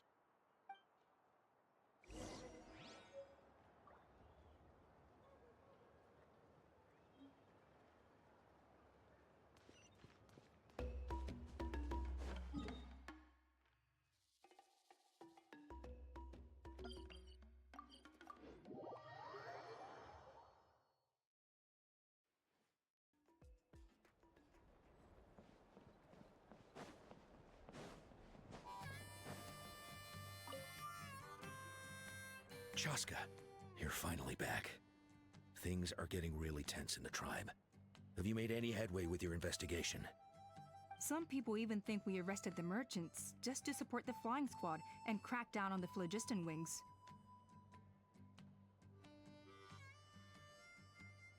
We found some promising leads, but there's a major obstacle standing between us and the irrefutable evidence we need.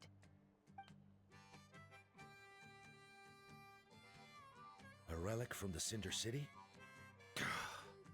So Khan's still managing to sow discord, even after all these years. An airborne workshop and a hot air balloon above the trial arena. And that's where you're trying to get to now? Neither phlogiston wings nor a Kukusaur can take you that high up. Do you really think that's where T'Pol is hiding? You know what? There might just be a way. Really? Do you still remember those spouts in the arena? When they were all blocked, the gaseous phlogiston was trapped and unable to flow. But now, it's flowing freely. If we were to block them up again... You mean all of them except the one at the very top of the arena? To build up the pressure there? Precisely. With all the gaseous phlogiston flowing through one spout, it would create a high-pressure wind current. And then we just ride it up into the sky! Yes, it has its risks, but with Chaska's abilities, I think she could manage it. It's an extremely risky approach, but I agree that it's feasible. If you want to give it a try, check with Inkanak at the trial grounds. She can explain how to block the spouts.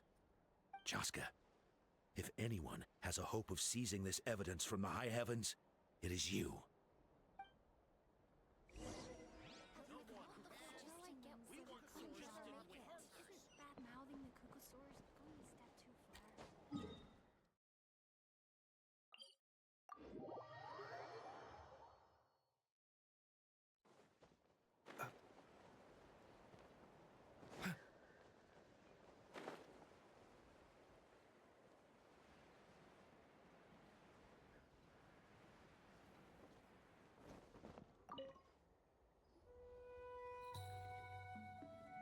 Goodness me, that is a very bold idea.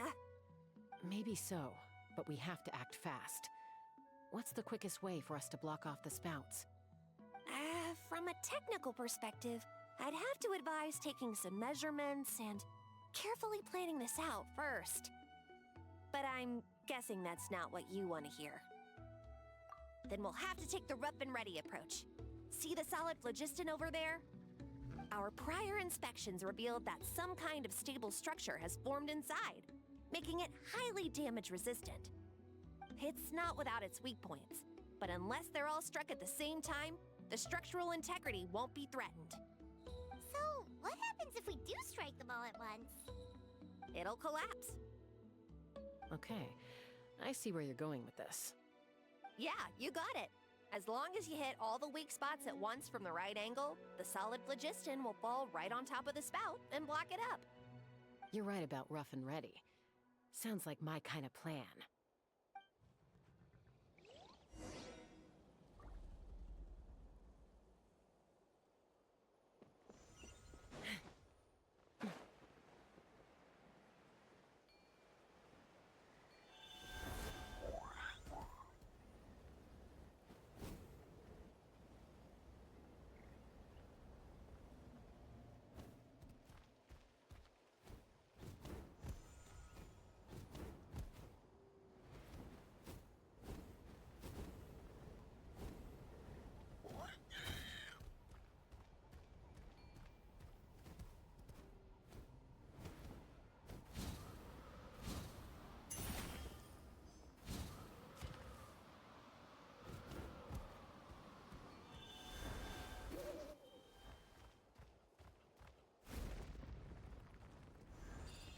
Look! There's a chunk of solid phlogiston right over that spout!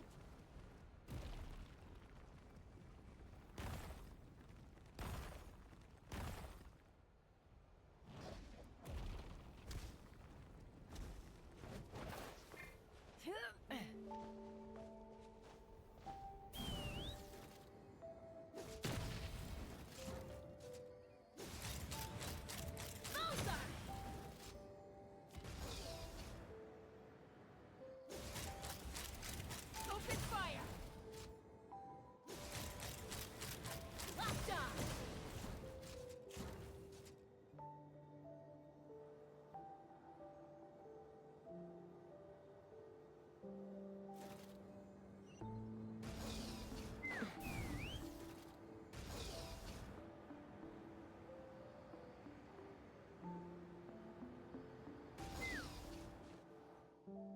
It actually worked! But wait, how are Paimon and the Travelers supposed to get up there? Koya can give you a lift. She's actually been following us this whole time. Wow, Paimon didn't notice at all.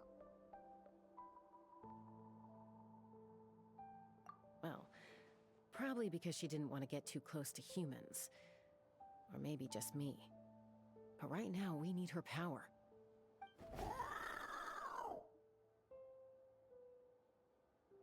Whoa, you didn't even have to summon her!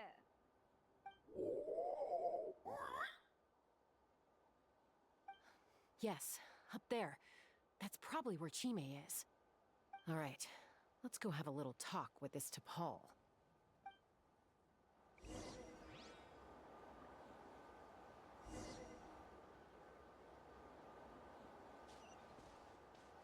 Let's fly!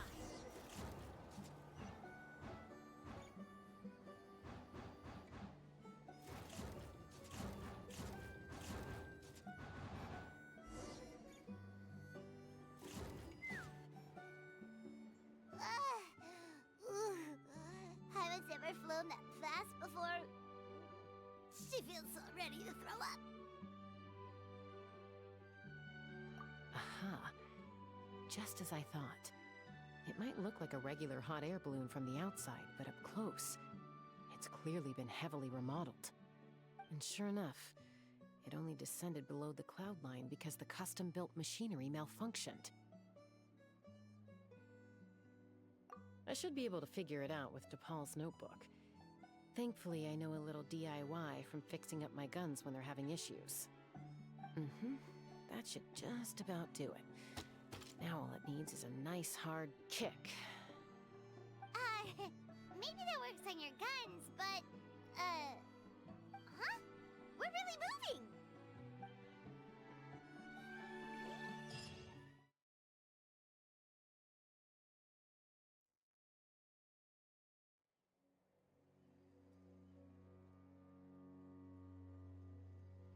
Here it is!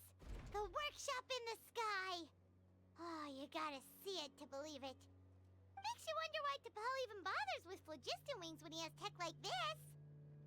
Well, according to the notebook, the platform beneath us runs on components from the Cinder City. Those can't be mass-produced. Also, I have some doubts about its mobility after seeing how it moved just now. For someone like T'Pol who dreams of flying freely, this definitely doesn't cut it. But if he's got that relic, he should be able to make a set of prototype wings for himself, right? Why bother making a whole flying workshop so he can mass-produce them?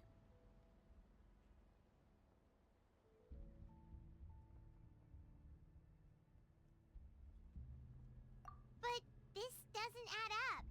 If he's already achieved the power of flight, then he must have bigger dreams we don't know about.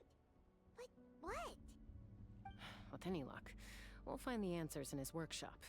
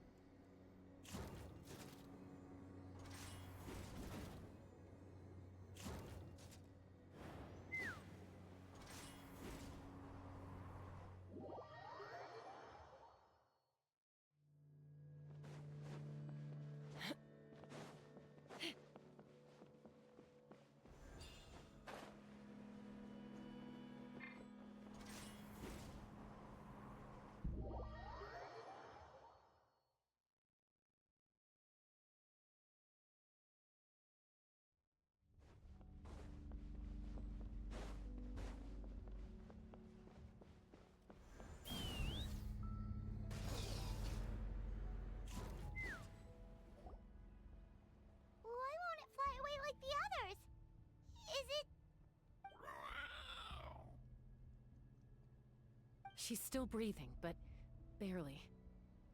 By the looks of it, T'Pol was using these cages to extract phlogiston from the Kukasaurs.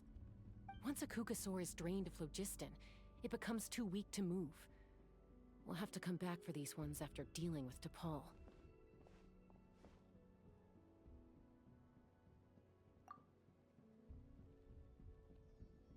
Let me see. Looks like a record of his phlogiston research. Log number 330. With the support of... I was finally able to launch the airborne workshop. Even though it relies on the relic for 80% of its power supply, I've at least taken the first step. Log number 348. Research on the relic is progressing well. I should be able to replicate the technology and scale up production very soon. Has proposed a name for this groundbreaking invention: the phlogiston wings.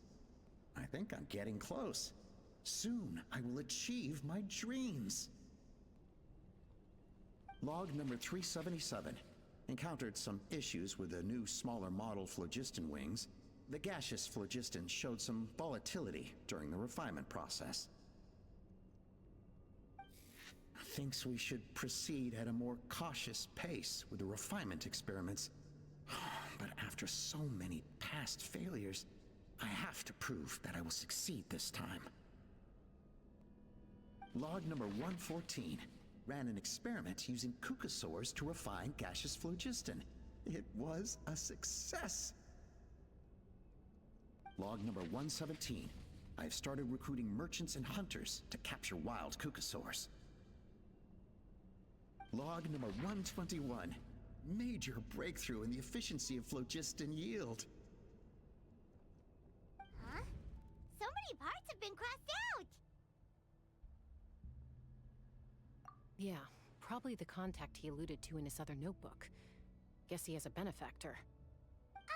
Did anyone else notice how the numbering system in this notebook suddenly changed halfway through? We haven't got time for textual analysis, I'm afraid. Grab the notebook and let's press on.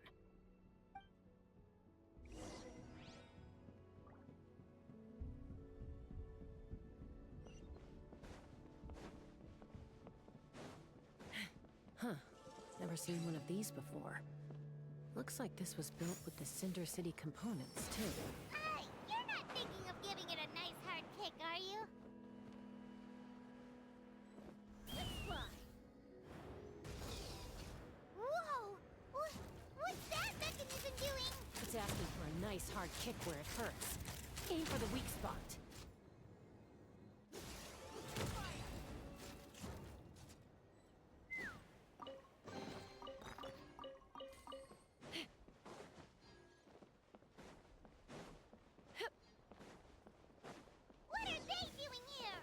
Paul's henchman. He must have brought them here using the relic in his prototype wings. Watch out!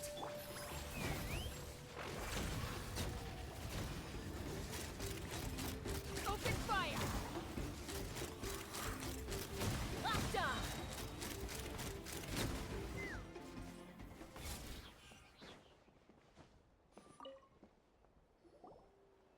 Hey, look here! More of T'Pol's notes!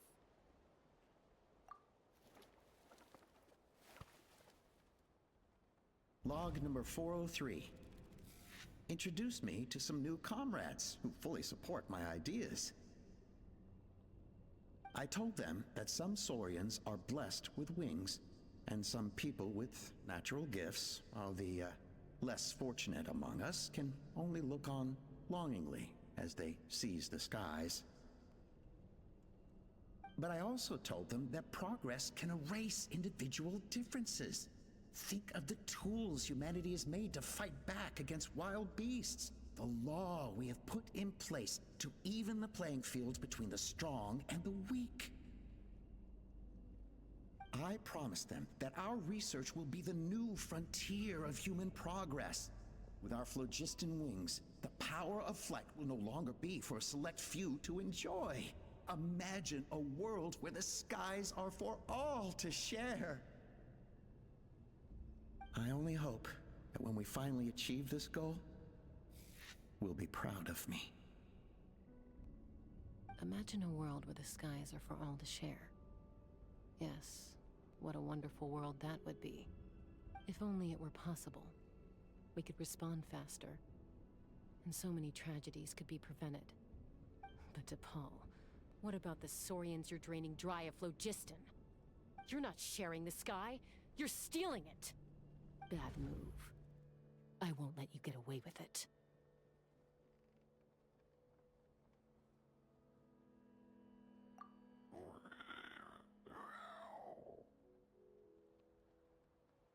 I'm fine. Let's keep moving. I don't think we'll find anything else here.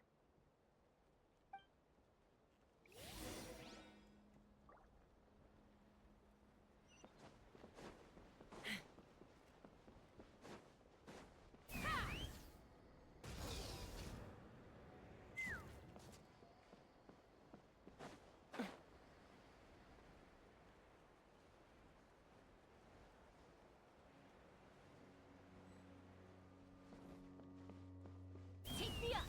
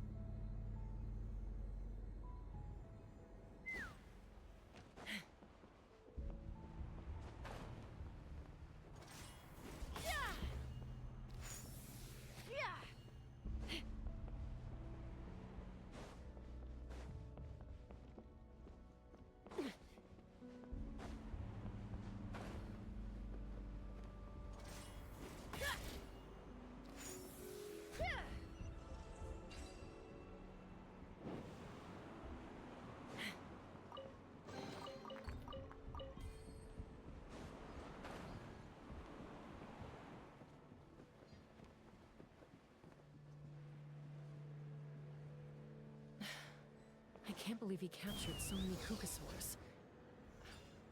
But right now, we...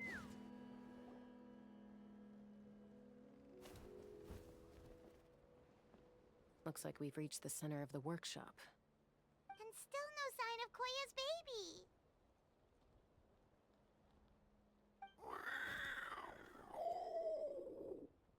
Let's search this area for now.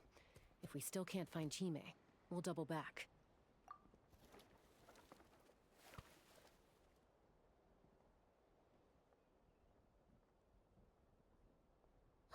Chaska, Traveler, come quick! What is it? Did you find Chime? Not yet, but look! It's another one of T'Pol's notebooks! All right.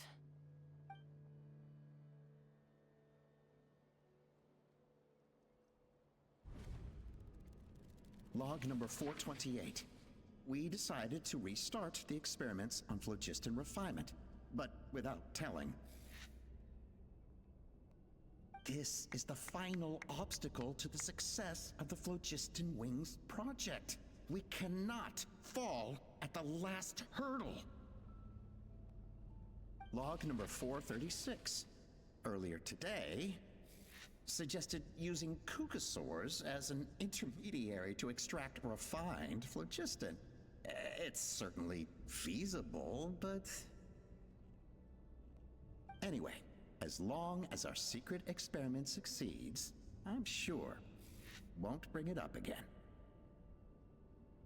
Log number 443. We will conduct the experiment tomorrow. But birthday is coming up, so hopefully we'll have a birthday surprise for her. Log number 444. Huh? Why is this log empty? I guess whoever wrote down the log number was prevented from recording the results.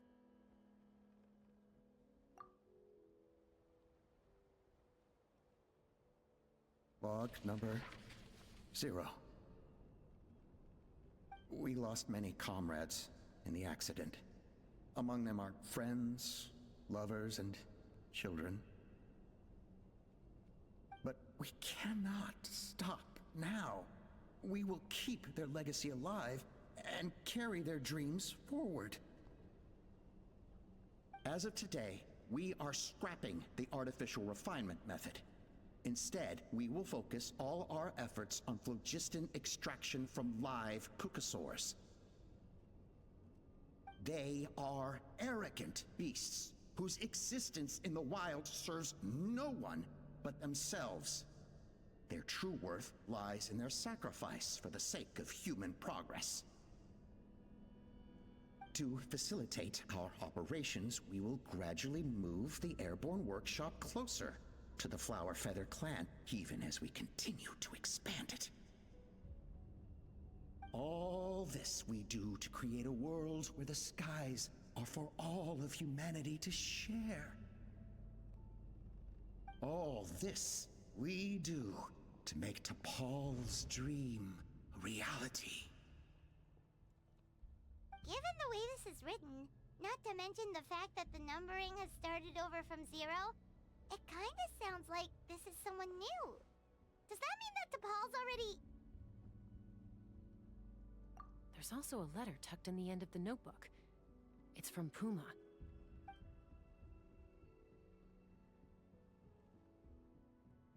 T'Pol, I don't know where you are right now, so I don't know how to reach you.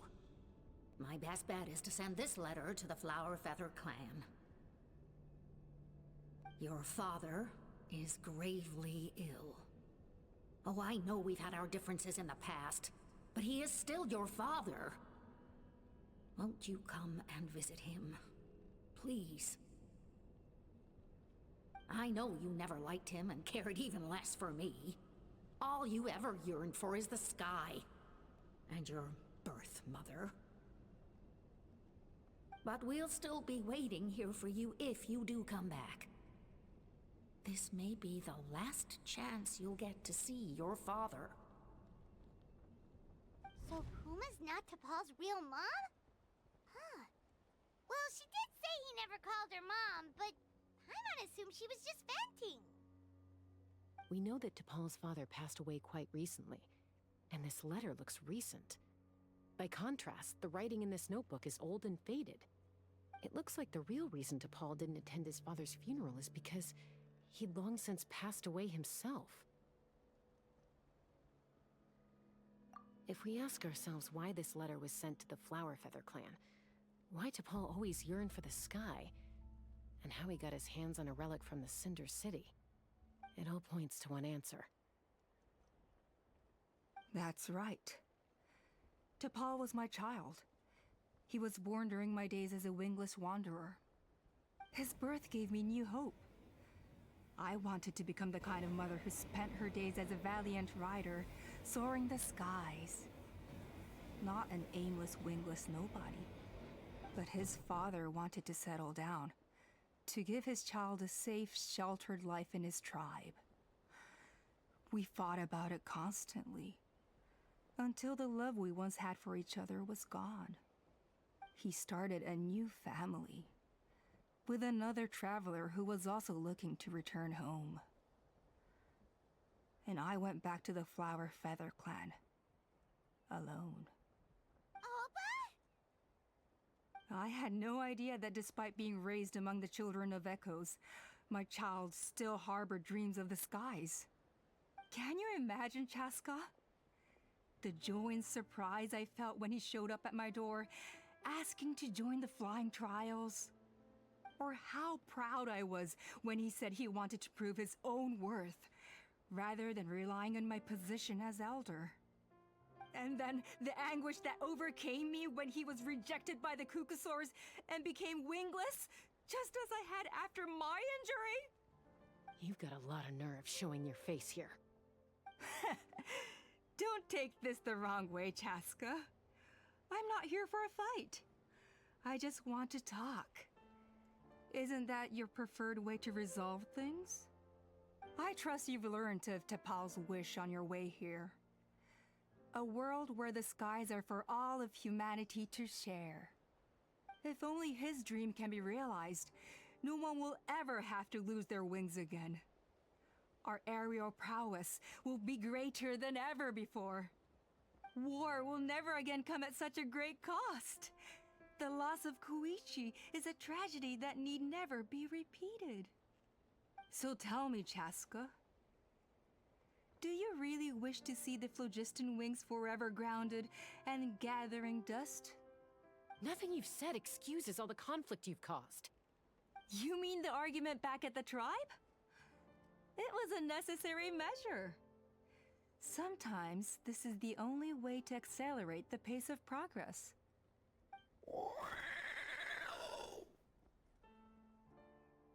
Is a mother harming her children when she coaxes them into swallowing a bitter pill? Of course not. It is a brief moment of suffering for the greater good, and the child would come to understand this in due course. The phlogiston wings are that bitter pill. We will never progress as a tribe if we cling to the scraps the Cucusaurs offer us. Once the people have embraced the phlogiston wings, they will never look back. Even if they learn how the refined phlogiston is sourced.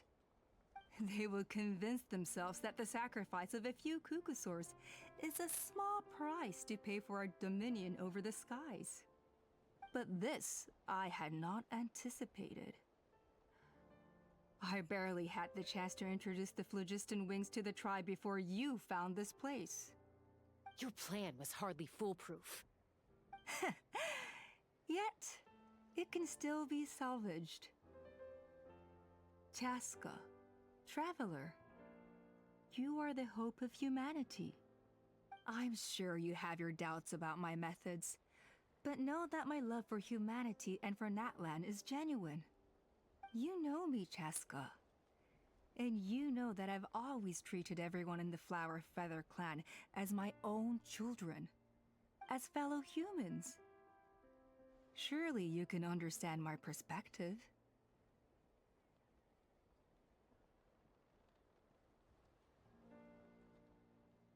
Hey, quit the quips! This is serious! Ulpa, Natlan doesn't belong to humans alone. And truthfully, neither do I.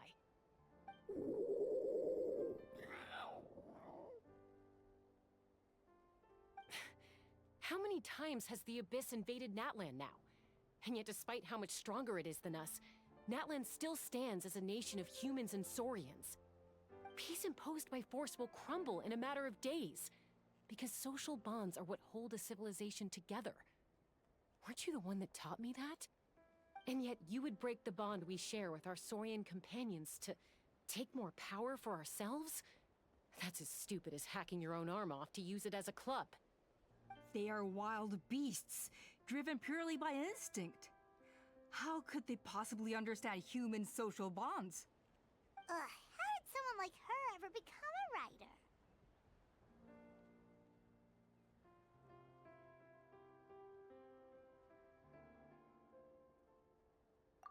Ha!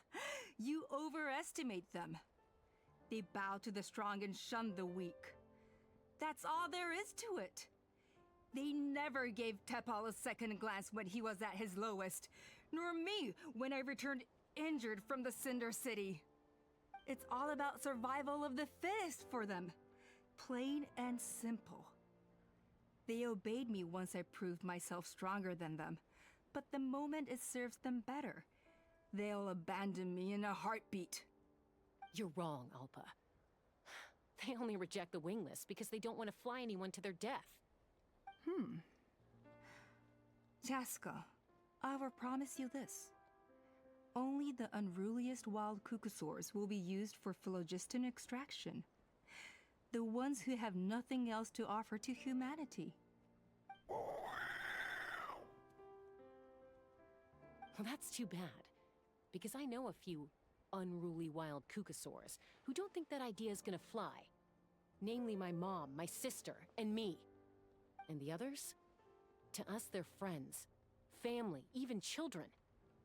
So if you want to put any of them in one of your cages, you're gonna have to go through us. Is that right? I knew you might be difficult to convince. Maybe this will change your mind.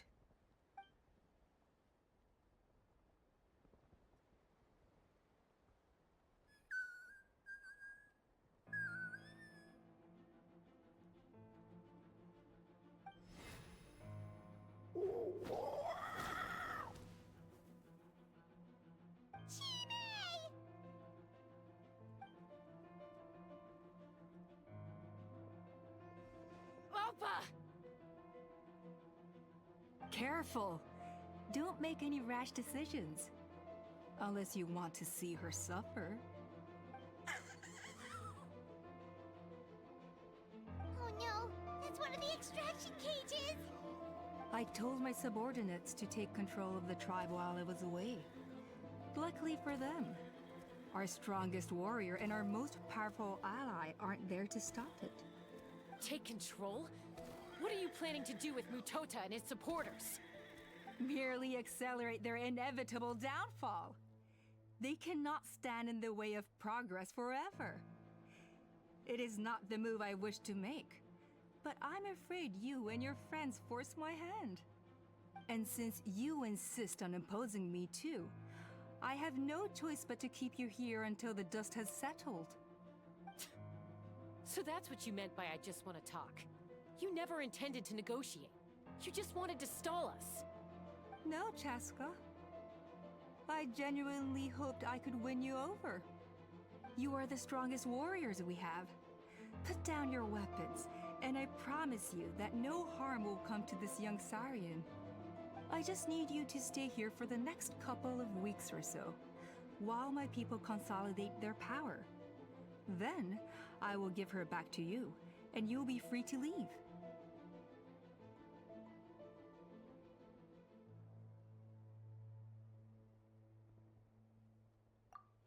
As long as the majority supports our vision, even the Pyro Archon cannot meddle in our internal affairs.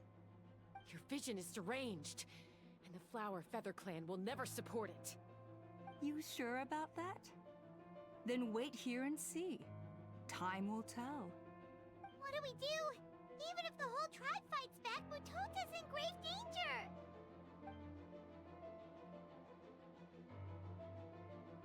Stop delaying the inevitable! Drop your weapons and get into the cages, now! She's still holding Chime hostage. Is there really no other way?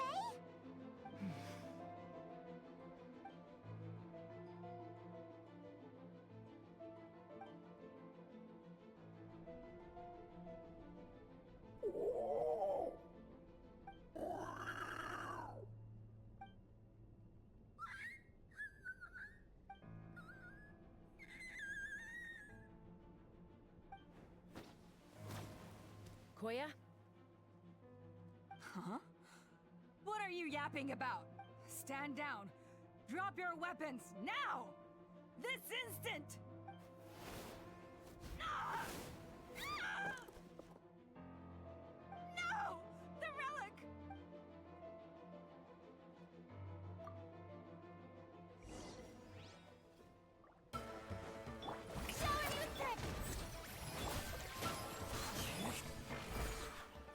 Let's fly! Give up, Alpha. We're negotiating my way now, and this ain't your strong suit. Hey, something's up with this relic!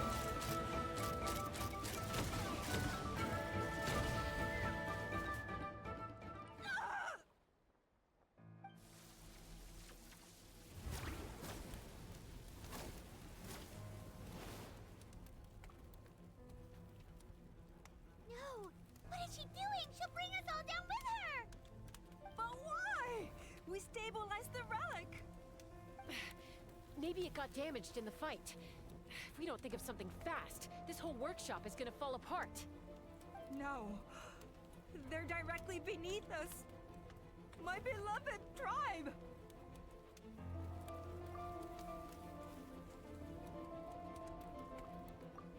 Okay,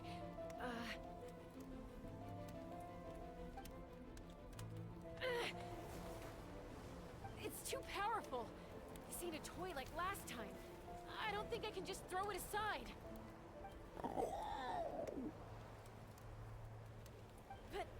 But we need to get it far away before it explodes. Then the tribe will be safe, and so will this workshop.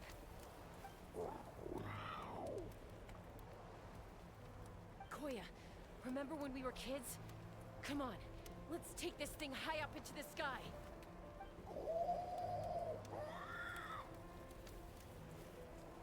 Don't worry, I know I can get rid of it before it explodes. We're talking some surface wounds at most. All I need is for you to catch me at the end, just like old times.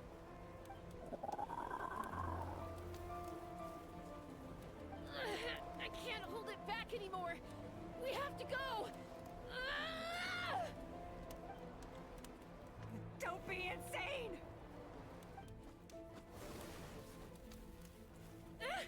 Alpa!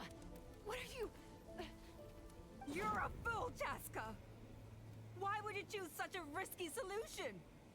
We cannot entrust the safety of our tribe to this wild Saurian! I'm the fool. You really think you can stand a better chance than me?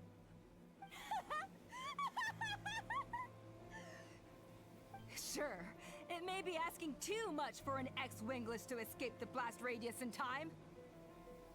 But I can fly it a safe distance away, even if it's the last thing I do.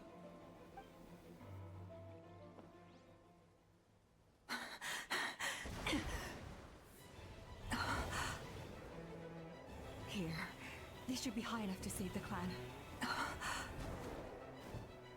What? You don't get to die a hero today.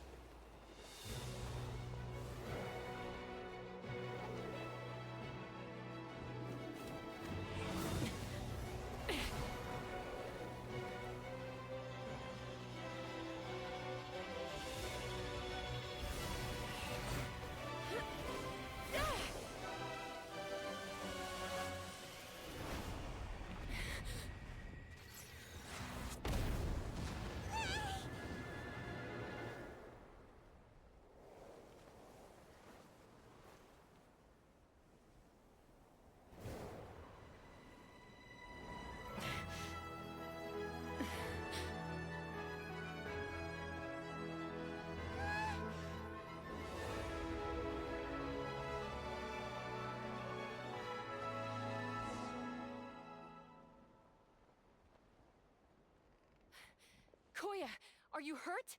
Let me take a look at you. What do you mean, I'm fine? Didn't I tell you to catch me on your back? Why did you try to shield me from the blast? Accident? Yeah, right. Seriously, you're as stubborn as ever. Chaska, Koya! How are things looking here?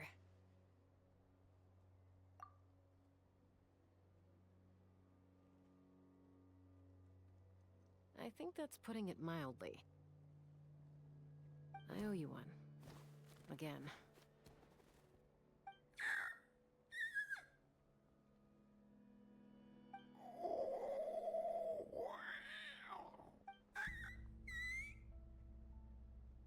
Oh, but be honest.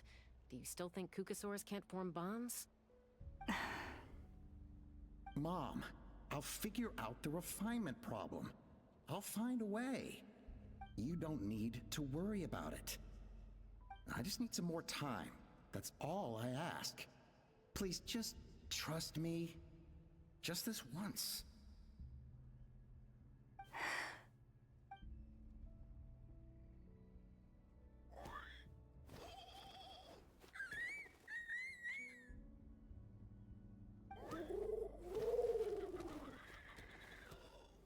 The Flower Feather Clan yield to the strong. And it's up to the winners to define what strength means. So it looks like it's my turn to yield.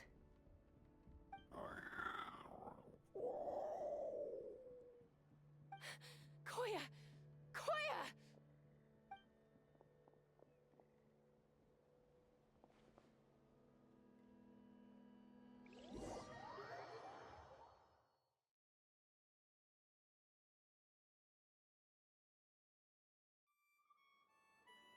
So, you're absolutely sure it's not because of the explosion? Yes, for the 10,000th time, I'm sure. The blast barely touched her.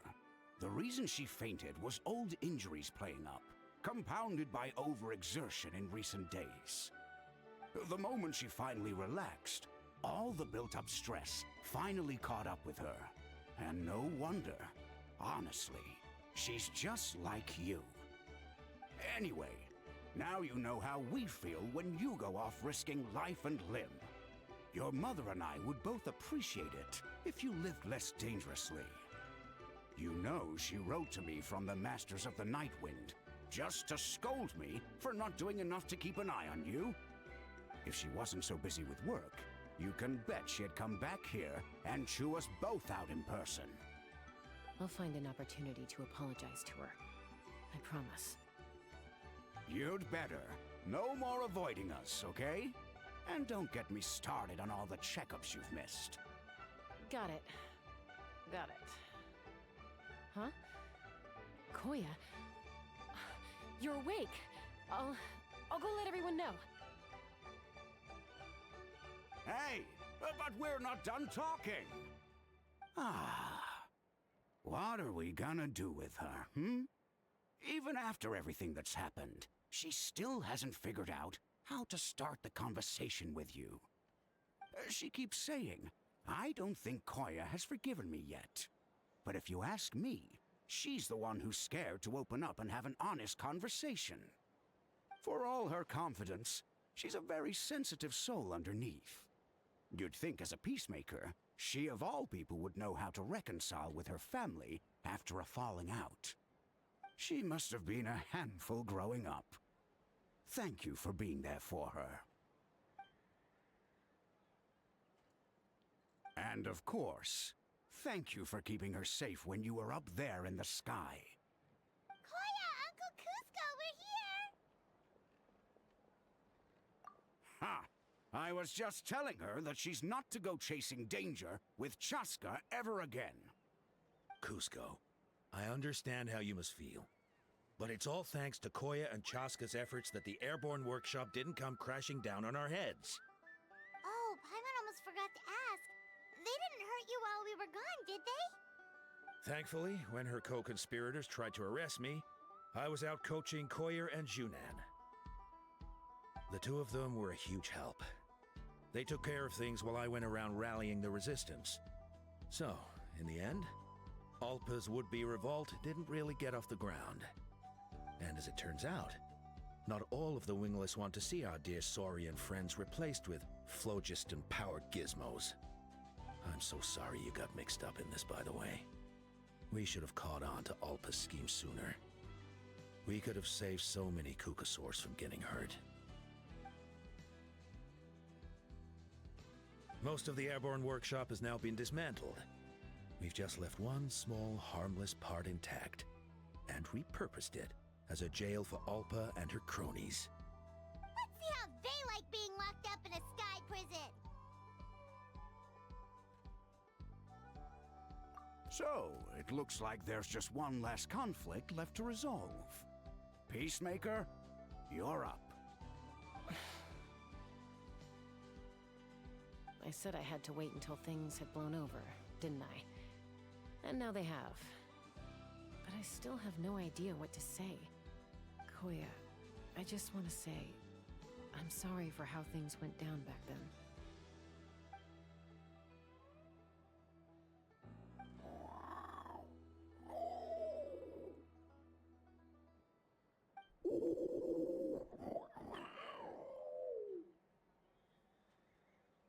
Huh?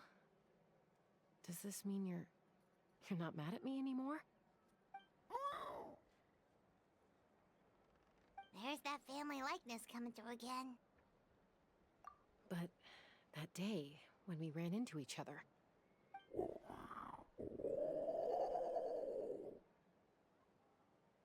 Huh? So then, when did you finally make your peace with it?